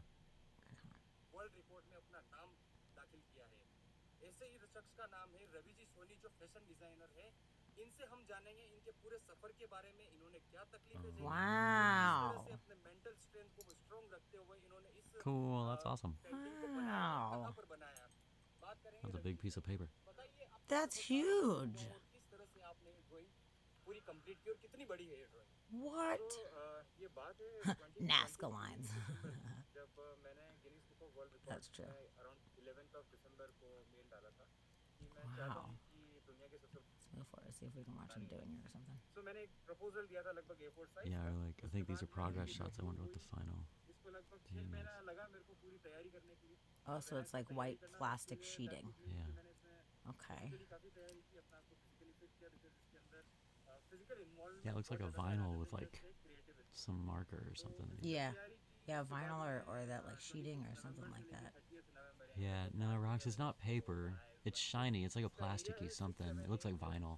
यानी लगभग 7,500 square feet in terms of meter Yeah, let's move forward again. 9.98 square meters की drawing बनाई तो मैंने उस And it said it was inspired by the baobab trees, which are awesome. Those are awesome. जगह आपने किस तरह से select की इस जगह को. So I think Oh yeah, he's got a big one धरती के drawn. ऊपर खड़े हो because मेरी drawing Trunk coming down. पे जो मैंने बनाई थी हम हैं उदयपुर में. इसको इस venue को select करने के पीछे भी एक Wow, that's crazy. It's so big. Yeah. क्या है कि आपको इतना बड़ा You know, it's the final shot of it. Does it? Are these progress shots or are these? Oh, I guess. There we go. Yeah, I think so. Oh, that's the final shot. Okay. World record बनाया हुआ था. I think if I'm not wrong वो कुछ 568 square meters था. So मैंने उसको Yeah, that's pretty good, man. That's pretty cool. That would be really hard to do and know what it looks like. Like, how would you even know? That was a crazy thing. Yeah, good one. That's a good drawing. Goodness gracious. Good drawing. It's a giant drawing. Anyway. Love it. Oh, I love it. So you got a Guinness World Record for it. That was so neat. Largest drawing by an individual. Breaking the record that was set in 2020, which was 6,119 square feet. So, yeah, there you go. Yay! That's pretty good. Go this guy. Let's try to say his name. Oh, that's right. Okay, so Ravi Soni, 42, of Udaipur, Rajasthan. Wow, that's so toughy. But Ravi Soni. Good job, Ravi Soni. Good job, Ravi. High five, Ravi. Wow. Speaking of Ravi, I can't wait for our raviolis. Bring it back to the sauce. All right, so the tortoise declared oldest ever at 190 years or more. That's an old tortoise. That's an Didn't old we have tortoise. This on here? Didn't we talk about this? No, guy? this is a. I think this is a new I one. think we talked about the oldest tortoise. Well, he has officially got the Guinness World Record title. Okay, he now. Maybe we officially just got it. talked about it, but yeah, he's got it. Jonathan. Jonathan the tortoise. Thanks, Kai. Yeah. Jonathan. Old Jonathan. Oldest tortoise ever. It's believed to be at least 190 years old, as the animal was fully mature at least 50 years old when he arrived at this island in 1882. Let's take a moment and think about that. In 1882, he was already like 50. Holy shit. So the previous record holder was Tui Malia, a radiated tortoise that died at the estimated age of 188 in 1965. Wow. That's pretty old, but not 190. That's pretty. It's not 190. At Jonathan's. least 190. And he's blind and lost his sense of smell, but eats well when hand-fed by his veterinary team. And they said he is still active and often enjoys the company of fellow giant tortoises David, Emma, and Fred. And despite his age, Jonathan still has good libido and is seen frequently to mate with Emma and sometimes Fred. Okay, good. Yeah. He's not being too picky about it. Animals are often not particularly gender sensitive. Yeah, just like I don't think they care. I'm a tortoise, you're a tortoise, I'll just hump you. Let's do it. Humping it out. What muscles? I don't need muscles. Yeah. I got smarts. Look at him. He's so cute. That's so cool. He's lived so forever long. That's good. He looks pretty. I love it. And he got a He record. looks old. Good job, guy. He got a record. Yay. I'm proud of him. Yeah, see, Kai knows fighting stick figures is hard. Like we're wiry. Sorry, I'm fighting all of chat right now. Stop right. Okay, well, if you're going to fight, then this is a perfect segue then. Okay, good. Another You record. guys better all watch out. Dusty won the record. Dusty Rockets broke the record for martial artists break Guinness record for most kicks in 1 minute. Yeah. You guys better watch out. Better watch out. Watch. Fastest the legs in the West over here. Out. 178 martial arts kicks in 60 seconds. That's more than one kick a second. Yes, that is, your math is on point. That is very, very rich. Just working hard on that. Did you see my calculator work under here? 28. Silvana Chambon, 28, previously set a record by kicking footballs off people's heads in 2016. Very nice. Okay, good. Teamed up with Hannah Wright, 15, to take on the record for the most martial arts kicks by a pair in 1 minute. Okay. So I hope there's a video. Yeah, there should be. I don't see a video. The top one wasn't a video? No, it's a photo. That's bullshit. I really want to see. I bet there's a video of it. There's gotta be. Let's see. I'm going to see if I can find a video. Yeah. What's the person's name? How did you spell it? Silvana.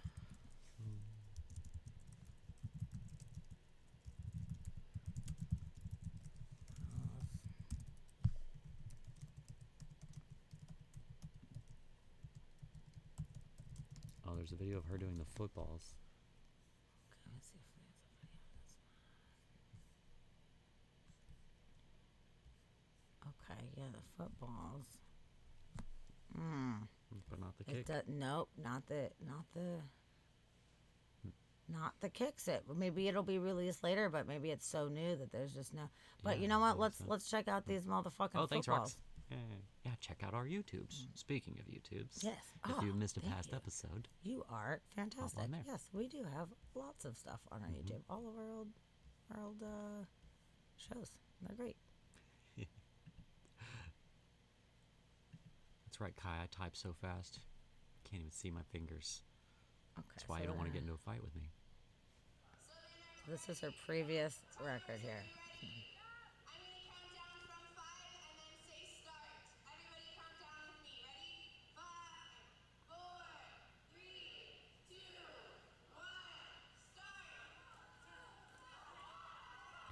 I'm glad they're all wearing football helmets.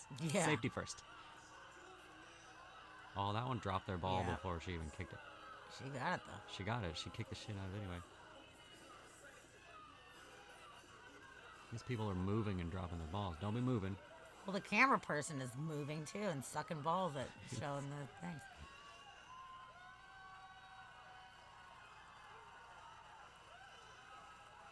Wow. I'd be like, my legs hurt. Oh, she did the other Ah. leg. That was good. Oh, she Oh, missed one. no, get it. Go back, get it. God Nah, damn don't it. waste time on it. Don't even do it.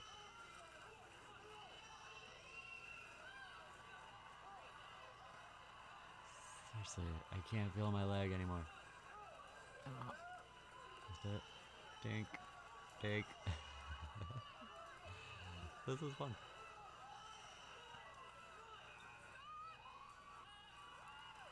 Wow. Damn. That's good. That's fun. Ouch. That's, yeah. That looks like shit. Yeah, that made my butt and Yeah, legs and everything my else glutes tired. hurt. Yeah. Owie. Everything below my waist is tired right now. Damn. Yeah, that's rough. Okay. Well, if that got you, you gotta see this next one here. Okay. It's not as physically demanding, but it's scary. Okay. Okay. All right, so we broke a record. Circus performer broke a record by riding a 29.8-foot unicycle. That's a big unicycle. That's a big giant unicycle. Unicycle. Okay. It's a big one. Let's check it Yeah, that's out. that is a unicycle. That's not a unicycle. Look at all those wheels.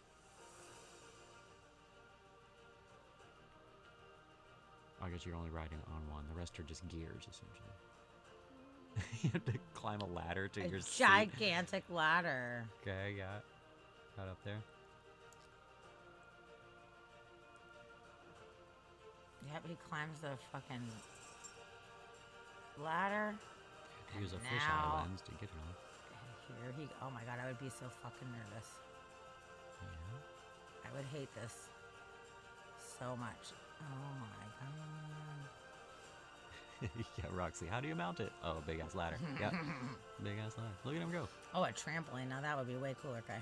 Oh, yeah. Only if That'd you're be Chinese, awesome. though. Chinese acrobats can do that. That's it. He made it. He made it, and then he went back to the ladder, and then he can climb his ass down. And then you have to climb down. Okay. So one big circle, and then you climb down. That's good. That's wow. That's What nuts, a right? 30-foot unicycle, man. That's Dude. crazy. Had 17 wheels stacked vertically. I love 17. I love Uncle Scar. I need a ladder just to be able to sit on a regular bike. Me too. I'm Yeah. tiny. Yeah. I'm so tiny, so I feel you on Yeah, that one. I need like kids' 17 bikes. wheels. Okay. Yeah, Czech Republic. Apparently, they had an international circus festival in Budapest, Cool. and that's There's where a he did circus this. festival? There's a circus festival. Well, we're going to that, right? Yeah, The for 15th sure. The 15th International. Mm-hmm. Oh, he rode the unicycle for a distance of 66.6 feet. It's the devil. Oh, yep. Dun, dun, dun. Mhm. Yeah, isn't that fucking crazy? So he took the Guinness World Record for the tallest rideable unicycle from circus performer Wesley Williams, who rode a 29.1 foot tall unicycle in February. But wait, oh yeah, this is 29.8. Got it. So Yeah. it was just a little bit taller, but that's all you need to break a record, man. That's all you Yeah. need. That's crazy. That was like the craziest shit. When I was looking at these things, I was like, "Oh my goodness gracious!" Yeah, like, it's a what? It was it giant was stressful. unicycle. It stressed me out. And how do you balance on that? Because it was I don't like, fucking it was know. flexing. I have no idea. Because it was so tall, like it flexed as he rode it. Yeah, you have to sell your soul to do that. I agree with you because Definitely. I would have broken my face so fast. Would have been fucking Yeah, terrible. he had to sell his soul to do it, and that's why he rode 66.6 Yep. feet. Yep. Just a little shout out to the devil. That is pretty crazy. Well, bullshit. There's a lot of that was a lot of cool news. It's a lot of cool news. That was some weird news, guys. Yep. That was some weird That was- news. That was weird ones. It was weird. We got time travelers. We got grand warlocks. Mexico's grand Shitty warlock. warlocks. Shitty warlocks. Shitty warlocks. Not a grand warlock. That's a More badass at the shitty warlocks. The shitty warlocks. that was pretty good. Yeah. Yeah, wow. Okay. Good. I'm glad you loved it, Kai. Good one. I'm so glad Yeah, that you was popped fun. in. I got See, to enjoy next time you can be a guest host. it. You could. Are you scared? Are you still scared? Don't be scared. Putting him on the spot so yeah, hard right now. put him on the spot. Definitely. No, this was great. I'm so glad that all you guys joined in today too, especially Krista. It's so nice to have you here. Yeah, that thanks is for so coming in, awesome. everybody. I hope that you come and hang out with us more often. I always love when you pop up Yeah. and join our little Definitely. crazy family of chat weirdos who I love so fucking much. I love all of you guys. Yeah, yeah. I love Uncle Scar, Slim Tony. We got Lady. Oh, other Tony dipped got out. Oh, oth- Tony and Shannon both dipped out. They're chatting it up. They're Yes, sexting they right now. did. They sure did. Yeah. Cool. Yep, yep. Well, let's see. We've got Fetch. I'm sure she's probably going to end soon, but I love raiding her anyway. She's doing Full Moon Haunted Dolls. She's talking about right now, so maybe we should go. Full moon haunted doll? Well, it's a full moon right now. She's like, it's a full moon. We're talking Oh, about it is haunted today, dolls. huh? That's what Oh, it looks I like. forgot about that. I So looked that up. That's pretty cool. Forgot it was today. Yep, Happy full moon, yep, everyone. Yep. They did. They went into the seduction. Oh, zone. they hit the seduction zone hardcore. That's fucking great. You want to rate a music streamer? Cavante. I know. I kind of love our Fetch. Yeah. It feels like tradition at this It's point good. to go to fetch. It's good. I love it. I love popping in to see her. She's so But so Cavante, what kind of music is Kevin? Yeah. What's he do? Is he Or or Cavan. them, her, he, she, them? I know Fetch is so fun. Is Kevin She's so fun. like a looper or covers or Oh, the raid started. Nope, we're doing it. Let's go and we're on the way. Well, guys, I love you all so very much. Yes. Thank you. Thank you for everything. Thank you for being here, for your love and your support and your interest. And it wouldn't be the same without you. This would be a very boring show if it was just me and Dusty talking to ourselves. It would be much more boring. So I'm so glad to have all of you guys be a part That's of true. it. and giving your 2 cents on everything. It's really awesome. You know, I'm really excited because I wanted to do this show, and I was really hoping that people would be interested and engaged in what we're doing, and it seems like all of you guys really are, and I have so much fun doing it. So thank you so much for the support and joining us. It's awesome. And come back on Wednesday. Love to all of our mods. Yes. Love to the mod crew. Mod love. We got to give that mod love. Mad mod love. Mod love. Mad mod love. Okay, I got to put some little mod love emotes in there, as is tradition. Thank you, Roxy, for being here. We love you. Thank you, Tavia. Thank you, Chid. All Thanks, of Chid. you guys. Thanks, everyone. Thank you guys for everything. And we will see you guys on Wednesday for an interview. Okay, you guys take care Bye, of everyone. yourselves and say hi to Fetch. Make sure you say hi to Fetch Buzz. Yes. Okay, Bye, everyone. Bye.